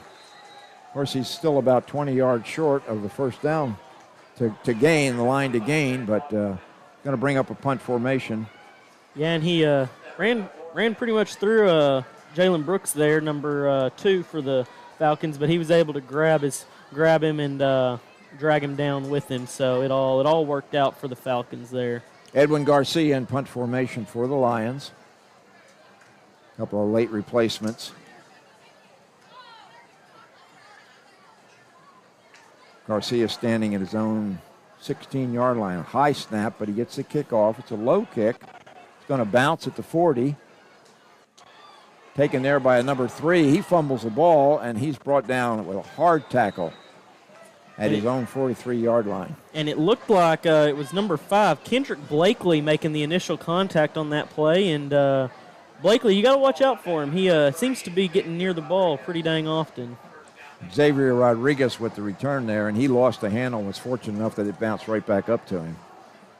So with 7:47 remaining here in the third quarter, Lake Dallas Falcons are going to take over at their own 43-yard line.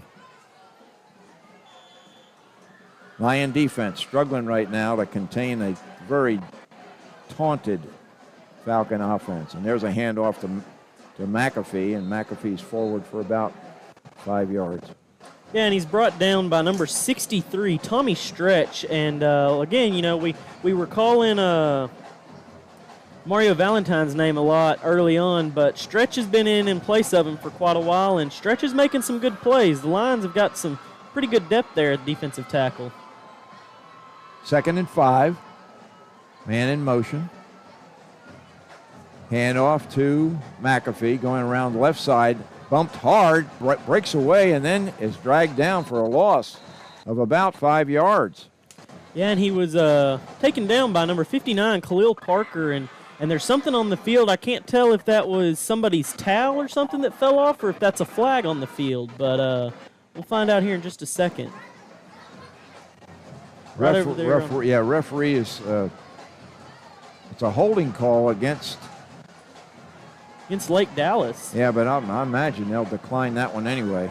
Yeah, it looks like they're going to, and here's number 81 for Lake Dallas is standing there next to the flag waiting for somebody to come pick it up. I thought maybe since there was a loss on the play they would decline that, but they went ahead and accepted the penalty.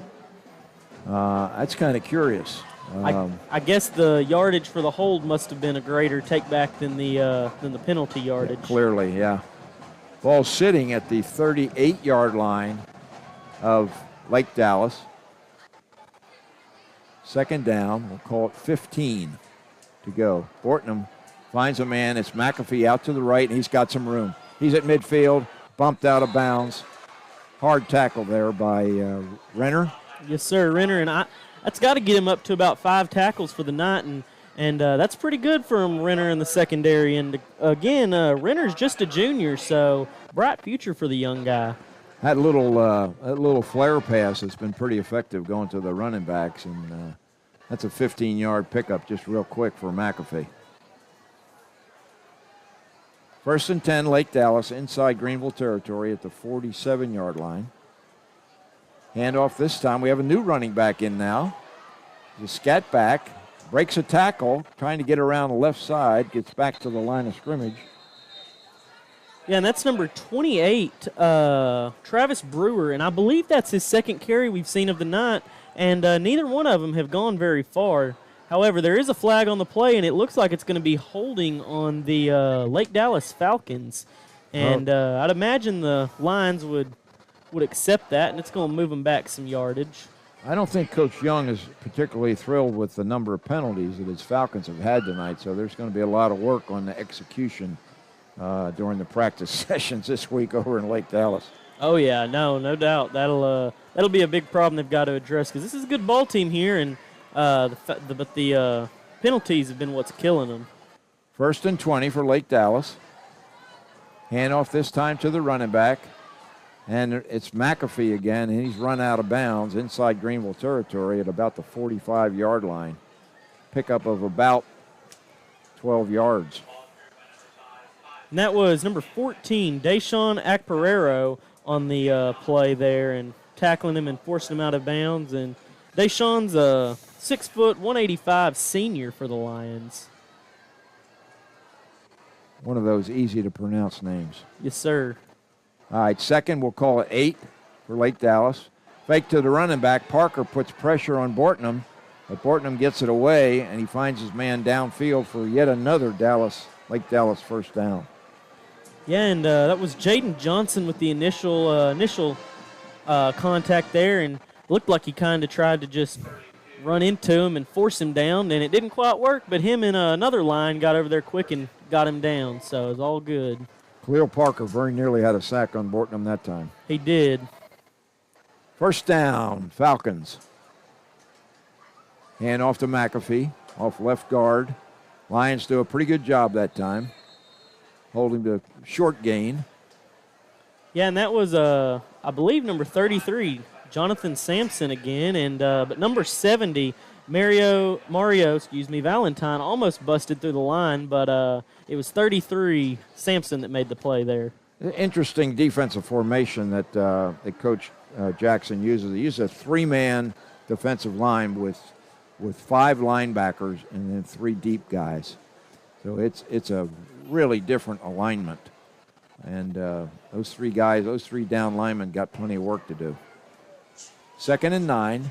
Bortnam dropped back, finds man on the left screen pass, and a pickup of about 8 yards. Yeah, and it looked like that was number 45, Cody Waldrop there on the play, and got a little bit of yardage, but it could have been a lot worse. So it was good that they were there to slam the door shut. Lion defense is definitely being challenged tonight by a very good Lake Dallas offense that's finding themselves now here despite a significant number of penalties. 3rd down and 2. Bortnam looking for his man. Ball is completed at Deontay Henry. I believe it is. And Henry's got to be his favorite target. He's gone to him several times tonight, and with good reason.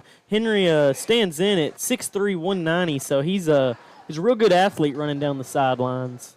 Once again, the Lions had decent coverage, but Bortnam just threaded a needle on that one. It's going to be a first down. Looks like we're going to spot the ball at about the 13-yard line of the Lions. 4:20 remaining here in the third quarter. Lake Dallas comfortably ahead 28-7 after being down early 7-0 to the Greenville Lions. Hand off to Broccoli that time, and the Lions do a good job taking care of the senior running back, or junior running back, actually. And somebody's got a cramp. This is maybe the first cramp we've seen all night. It might be, is that Parker? That is Parker, and we see some trainers jogging on the field and some players jogging on the field, and hopefully it's just a cramp and Parker will be all right because he's one of the superstars, and some would view him as one of the captains of that Lions defense, and he's definitely their anchor up front, that's for sure. Yeah, there's no question about it, and let's hope that's all it is. We've been kind of expecting some cramping tonight with the conditions being what they are, but the coaches have done a good job of keeping the players hydrated, and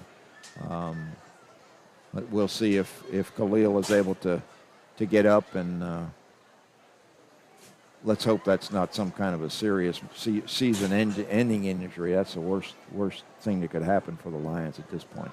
But we'll take a short break while the trainers are attending to Khalil Parker. We'll be right back.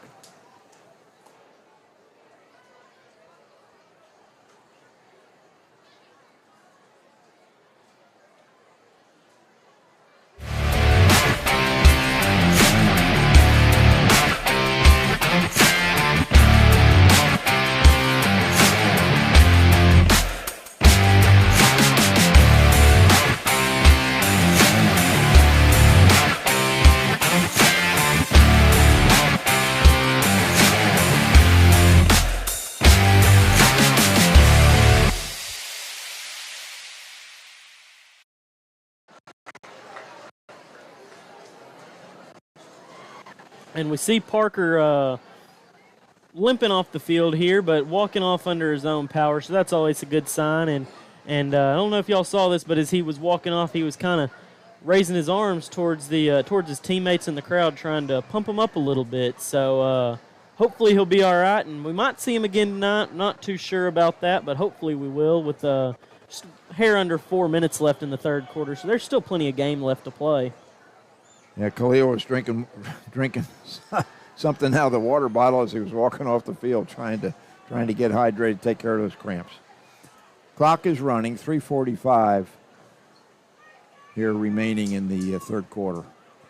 Hand off to the motion man. Oh, it's a fake. And Bortnam finds his man wide open in the end zone for a touchdown. I didn't get the number. It was number 32, it looked like. David Hopkins, it looked like, but I'm not too sure. But I was very nearly swatted away by number 20, Jaden Gibson, but he was just there a step too late. Yeah, if it was Hopkins, that's probably, he's a sophomore, it's probably his first varsity touchdown, so he was pretty pumped up. Oh, yeah, and with good reason. And the kick is up, and it's good, leading, giving the Lake Dallas Falcons a 35-7 lead here over the Lions with 3.5 minutes left in the third quarter. And the game looks to be getting a little rough for the Lions here, but, you know, they keep sticking through it and keep showing some fight in them and some heart, and that's good that they're not getting down on themselves. Yeah, yes. 34-7 last year. Yeah, I was thinking that very same thing when White kicked the extra point to make it 35-7. We're very, very close to the final score from last year's game. So clearly, probably Jason Young's going to be calling off the first teamers pretty soon for his Falcons, and that may give the Lions an opportunity to generate a little bit more offense. But they clearly are struggling on the offensive side of the ball, and got lots of work to do for next game against Frisco Liberty. So here's White's approach on the kickoff. It's a short kick once again. Fair catch called for, this time at the 25-yard line. Yeah, and that was number 82.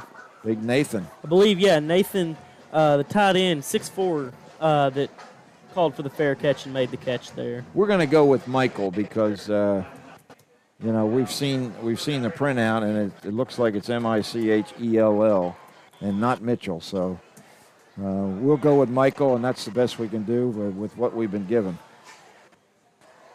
So 3:34 left here in the third quarter. It has turned into a difficult night for the Lions. Anthony Johnson, senior quarterback. Quick throw out to his left, goes through the hands of Williams. I think he wanted to go with that one before he dropped it, before he took off. Yeah, I think he might have gotten messed up a little bit by hearing number 3, Xavier Rodriguez, gaining some serious ground on him. And sometimes you don't have to be directly hit to not catch it. It's just when you can hear him getting real, real close, it's enough to make you lose your focus. It's like we got Fifield split out way right to the right on the far side. He's got a man in the slot. It's somebody down here they're bumping and running pretty good. There's a ball intended for Fifield. It was defended on that far side and knocked down. And that might have been Riley on that one. Yeah, Riley Griffin, I think. I think so. 2nd and 10 for the Lions. I'll make it 3rd and 10. We've had 2 incompletions back-to-back, both short passes. So the Lions trying to try something a little bit different. Johnson straight back, under a little pressure, going deep, throws it up for grabs. Caleb Hale was being run out of the play by number 21. Yeah, and it was just short there. Tony Butler dove to try and pick it off, but couldn't quite get there on it. Nice defensive work that time by Lawson Nichols, who just kind of ran with Caleb Hale and didn't give him an opportunity to get back to the ball. Yeah, and it's when you're going up against somebody like Hale, it's hard to get back to it and make a play on the ball. Garcia now in punt formation. The last snap was a high snap. This one's high as well. But Garcia gets the kick away. He's going to bounce and is going to be down by one of the Lions at the 47-yard line of the Falcons, and that's Aiden Lewis on the down just jumped up in the air and just got that thing before it bounced any further backwards. Yeah, and sometimes, that's what you got to do because you'd like for it to bounce the other way, but sometimes you just got to keep it and keep the damage minimal. So we see number 45, Cody Waldrop, out there alongside two other guys, and Parker's not out there on this play. And here's a long throw for Young. Young catches, breaks a tackle. Nice throw by Bortnam for about a 35-yard gain. Yeah, and it looked like he might take it to the house, but number 23, Jaden Johnson, kind of came out of nowhere and took him down, and that's the kind of plays Johnson seems to be making, and that's good for the Lions. Brett Young, the senior receiver for Lake Dallas, is having himself quite a night. 1st and 10. Bortnam hands. The backup running back off left tackle picks up about 5 yards. We'll try to get that number. But McAfee and Brockel looks like their nights are done. Yeah, and it looks like that was, number 28, Travis Brewer again on the play. Brewer's a senior, but he's playing behind a fellow classmate and a junior in Brockel. Bortnam now throwing up, looking for Henry. And it's a jump ball, well defended back there in the far corner of the end zone. Yeah, and it looked like that pass was broken up by Aiden Lewis, the 5'11 junior defensive back for the Lions, and it's always good to see plays like that being made. Yeah, and it looks like Henry's coming up a little bit gimpy. He might have a little cramp issue as well. Look, Lake Dallas going to take a timeout, talk about it. Looks like it's going to be the end of the quarter, actually.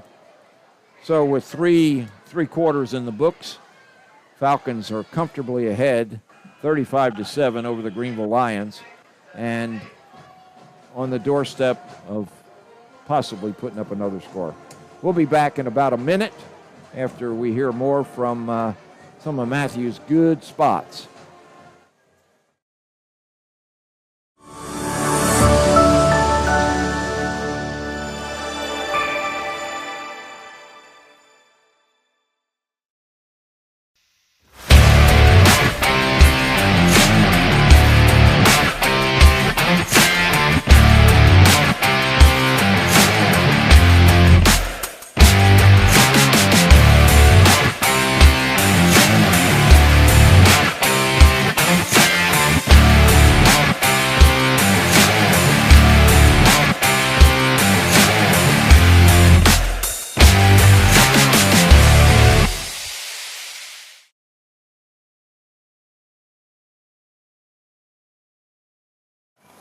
And we're back here at T.A. Cotton Ford Stadium. Bob Muty alongside Bentley Love and Matthew Middleton at the controls. Lake Dallas coming out with still their first team pretty much intact with the exception of a couple of substitutions at the running back slot. So first and 5 at the 6-yard line. Bortnam rolling to his right and throws a short pass at the feet of his intended receiver, Dylan Brockel. Yeah, and Bortnam has been a little bit off target tonight, but I think that one was really caused by the pressure from 33 Jonathan Sampson, and we've said his name quite a few times tonight, and there's a reason for that. Going to bring up a 4th down, so we're going to have the 3rd field goal attempt by Dylan White tonight. He's been unsuccessful 2 other times. Lake Dallas having a little trouble getting the proper players on the field here at the start of the 4th quarter. Ball's going to be placed down and held by Cade Bortnam at the 13-yard line, so it'll be a 23-yard attempt by Dylan White. Not much more than an extra point, and the kick is up and good, so his first field goal of the year makes it 38-7, and we'll be right back in just a minute.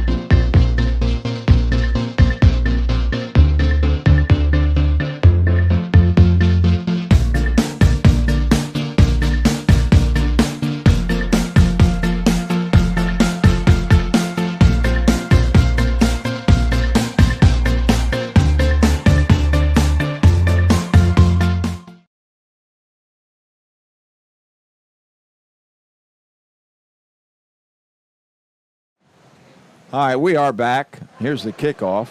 Once again, a pop-over kick. Fair catch called for at the 30-yard line.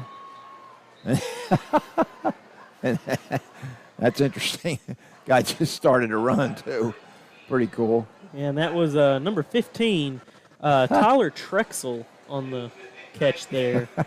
But we got a couple scores for you here from around the district. Terrell is tied with Hallsville 14-14 right now at halftime, and yesterday Poteet got beat by Lake Highlands 35-7. So not a great way for them to start their season, but maybe they'll bounce back. Here's the Lions, 1st and 10. Greg Washington off right tackle for about 6 or 7 yards. Nice job by the guys on the right side there. Quickly to the line of scrimmage. 2nd and 3. Johnson up a little bit closer. Now he backs off to his normal distance. Gives the handoff to Washington, and Washington barges his way, carrying tacklers with him, up for a first down. Yeah, and looks like there might be an injury on the field. I can't quite tell what number that is. I think that's one of our offensive linemen. Yeah, it's let's see. It might. Hopefully, it's just another cramp like Parker's, but we'll see here in a few minutes. We'll be back in about 30 seconds. We'll try to identify the injured player and give you a report on how we think he's doing. So we'll be right back. Score now 38-7 here at T.A. Cotton Ford Stadium. 10 minutes and 3 seconds remaining.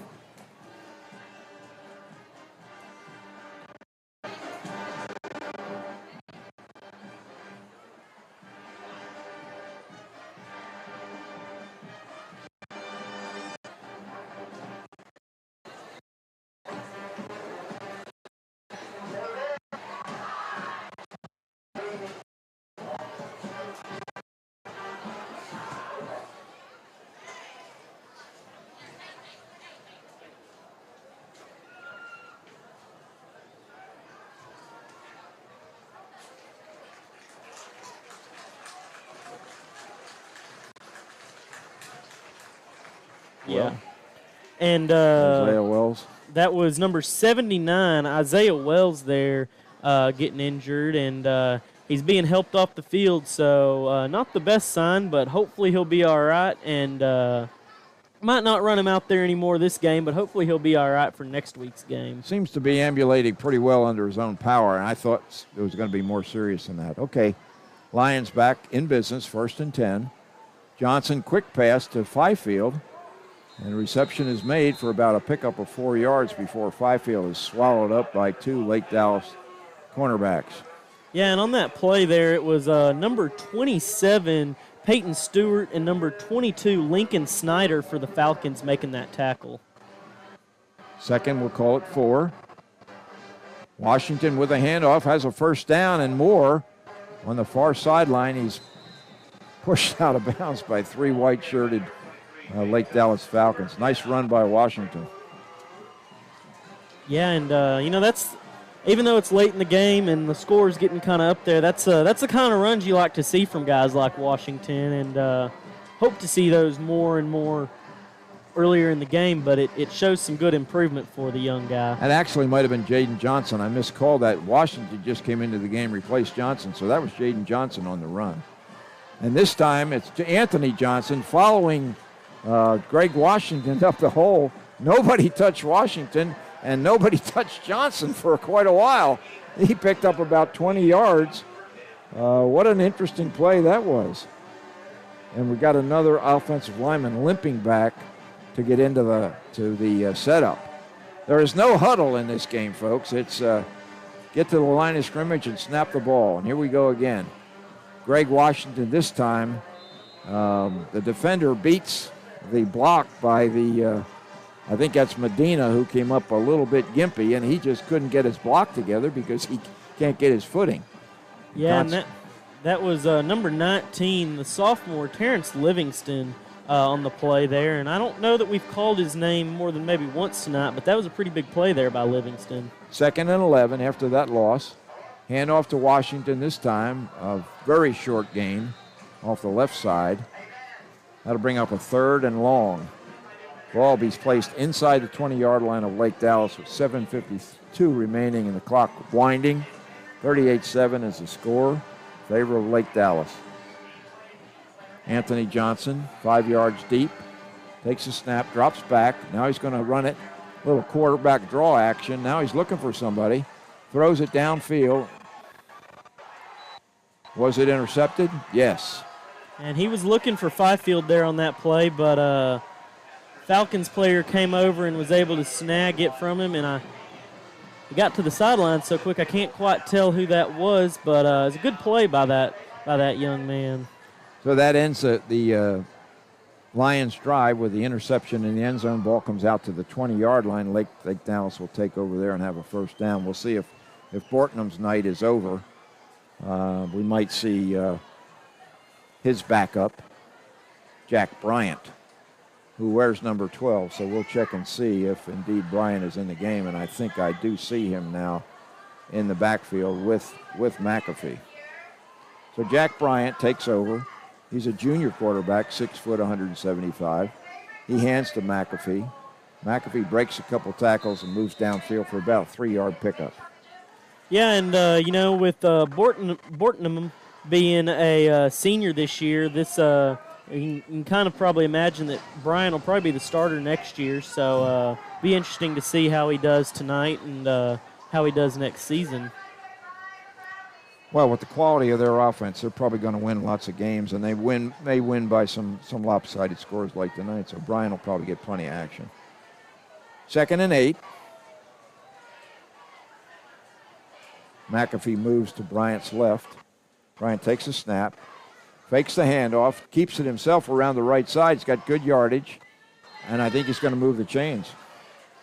Yeah, and that was a good run there by Bryant, but it was number 28, it looks like. Ruben Enriquez there on the tackle, forcing him out of bounds and taking him down.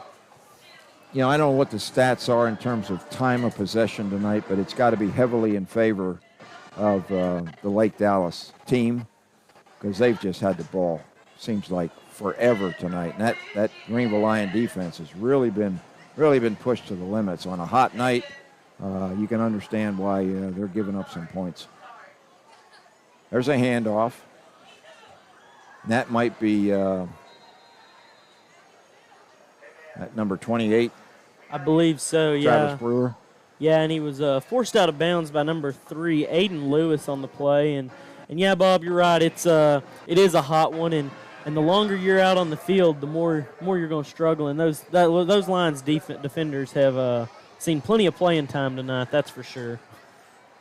Yeah, they're going to have a good shower, and they're going to get to the bed. Bryant looks like a broken play, and a couple of Lions have him for about a 5-yard loss. And he was taken down there by number 33, Jonathan Sampson, and number 40, Cade Coles, who is a junior defensive end, standing at 6'1", 195. And that might be one of his first plays of the game, but Coles is a little bit smaller for a defensive end, but he's a pretty good athlete, no doubt. All right, 2nd down, we'll call it 14 yards to go for Lake Dallas. Handoff to the running back, and good yardage up front. The guys up front doing a good job to open the holes for those running backs. That was probably Brewer once again. He moves ahead for about 10 yards, so it's 3rd and 5. Brewer once again has got the ball. He's got the first down, and he's thrown back, but not before he moves the chains. Yeah, and that was number 40, Cade Coles, again on that tackle, kind of picking him up and throwing him back. And you got to be careful when it gets to stuff like that, because sometimes the refs will throw flags on plays like that.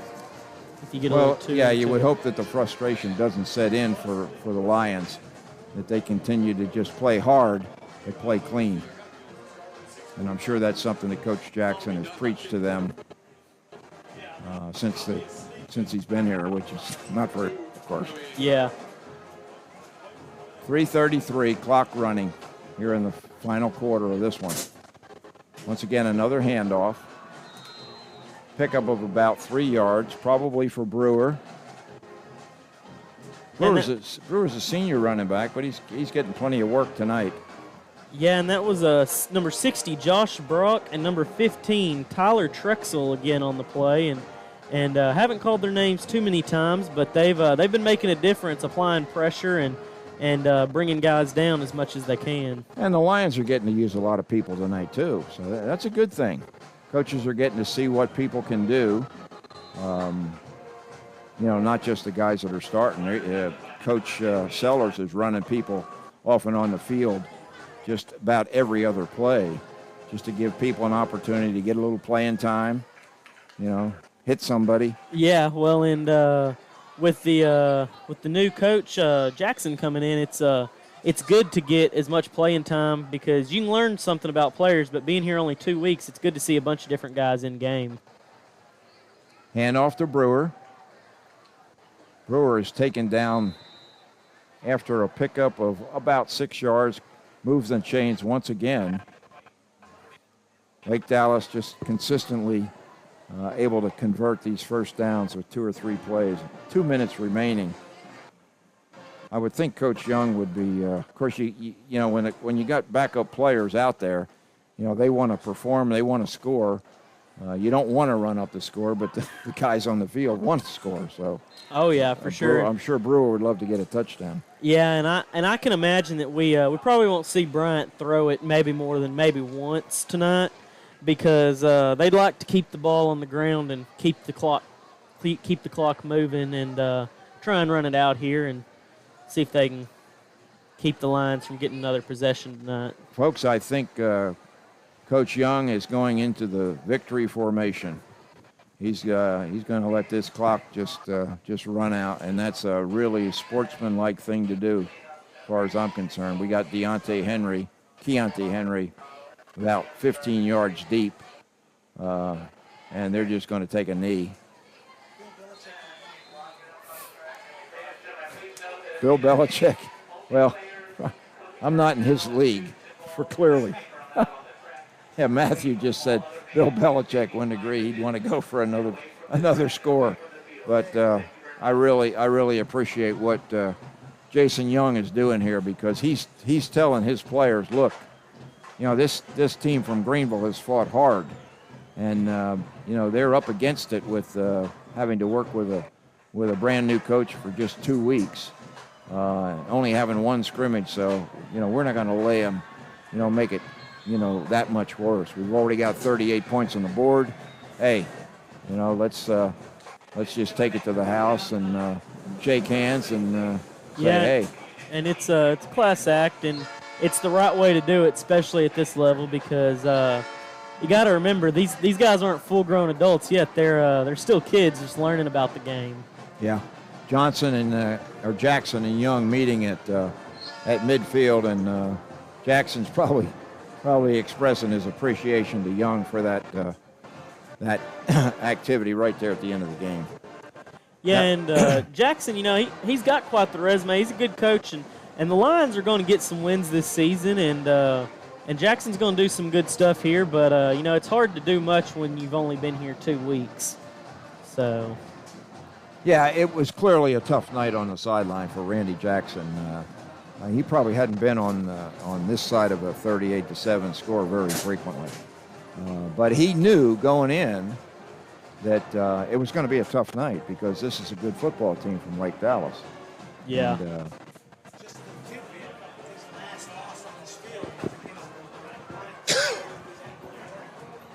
Yep. But it wasn't by a score of 38-7. Well, we're going to take a break, get a drink of water, and we'll be back to wrap this one up in about a minute. Take it away, Matthew.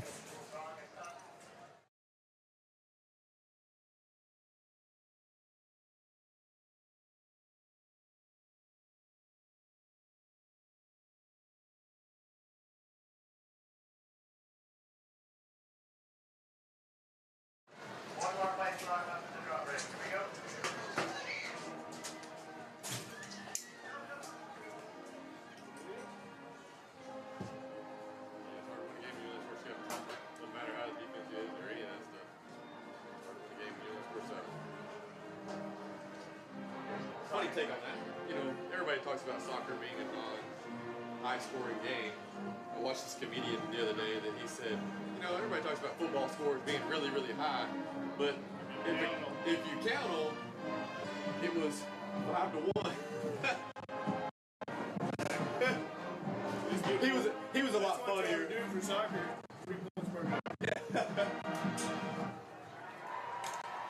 But yeah, it was just funny with his delivery and how he talked about it. That's true. I got some nature going to be with your sister too. It'll be fine. Middle school soccer, as long as they. I did enjoy it even when I get to the game. Just like I said down there, and even when I was still doing it myself, like just about giving them touches and playing, because a lot of them just haven't played together.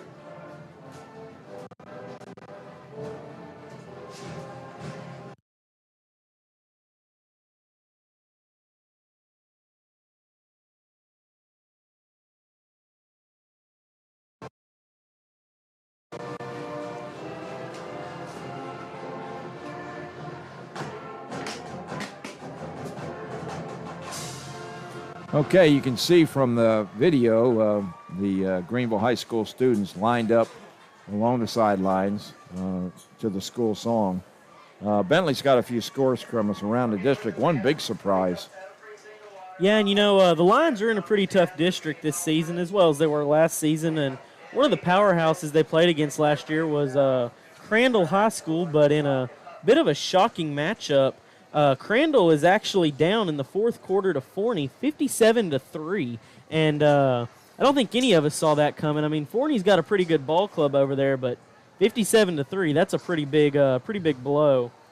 Yeah, we thought 38-7 was bad. Yeah, yeah. Princeton got beat last night by Lebanon Trail, 24-23, and currently Melissa is leading Argyle 22-7. So wow. Two good teams there, but one team's going to be coming out victorious, and it's looking like right now it's going to be Melissa, but it's going to be close for sure. Well, taking a look at the upcoming schedule, we got a little noise in the background. We move these chairs away on this metal floor. It makes quite a noise. The upcoming schedule here for the Lions. Next week, we'll be traveling over to Frisco to Toyota Stadium, home of the FC Dallas Soccer Club, to take on the Frisco Liberty Club, and they had a rough year last year, as did the Lions. So this may be a winnable game. I don't know whether or not they've been able to rebuild. Then that following that's on Thursday night, the 31st of August. So that's next week. So we'll be coming to you from Toyota Stadium. Bentley and I will be back here at home on the 8th of September, and we'll be welcoming a very, very talented Tyler Chapel Hill team from Class 4A. And they put a case of the whoop butt on us last year down in Tyler. I think it was 55-something. And they'll be really good. Then we'll have Denison to open the district. We'll play them up in Denison on the 15th, followed by Princeton at home. The bye week is going to be the 29th of September. And then we'll take on Crandall, which may now be a winnable game. Could be. Very well could be. But we'll be at their place on October the 6th. And homecoming will be October the 13th, and the Lions will welcome Mesquite Poteet. And my colleague Bentley Love is going to be at the microphone doing play-by-play for that one, because I'll be up in Arkansas. So that'll be his opportunity to shine. Melissa then is the following week, October 20th, and we'll be over at Melissa's new stadium, which I understand is pretty good. Yeah, I heard it's pretty nice. Somewhere between $25 and $35 million, I think, was what I heard the budget was. So it'll be a pretty nice ballpark to play in. You think the press box will be air conditioned? If they spent $35 million on it, it better be air conditioned. After that week, on the 27th, we don't step down very much in terms of the level of competition, and we go over to Lucas Lovejoy to play the Leopards, and they're ranked number 2 in the state right now behind Melissa. So you talk about a tough stretch, 20th and 27th of October, And then right behind that, we'll have senior night here at home against the Turtle Tigers.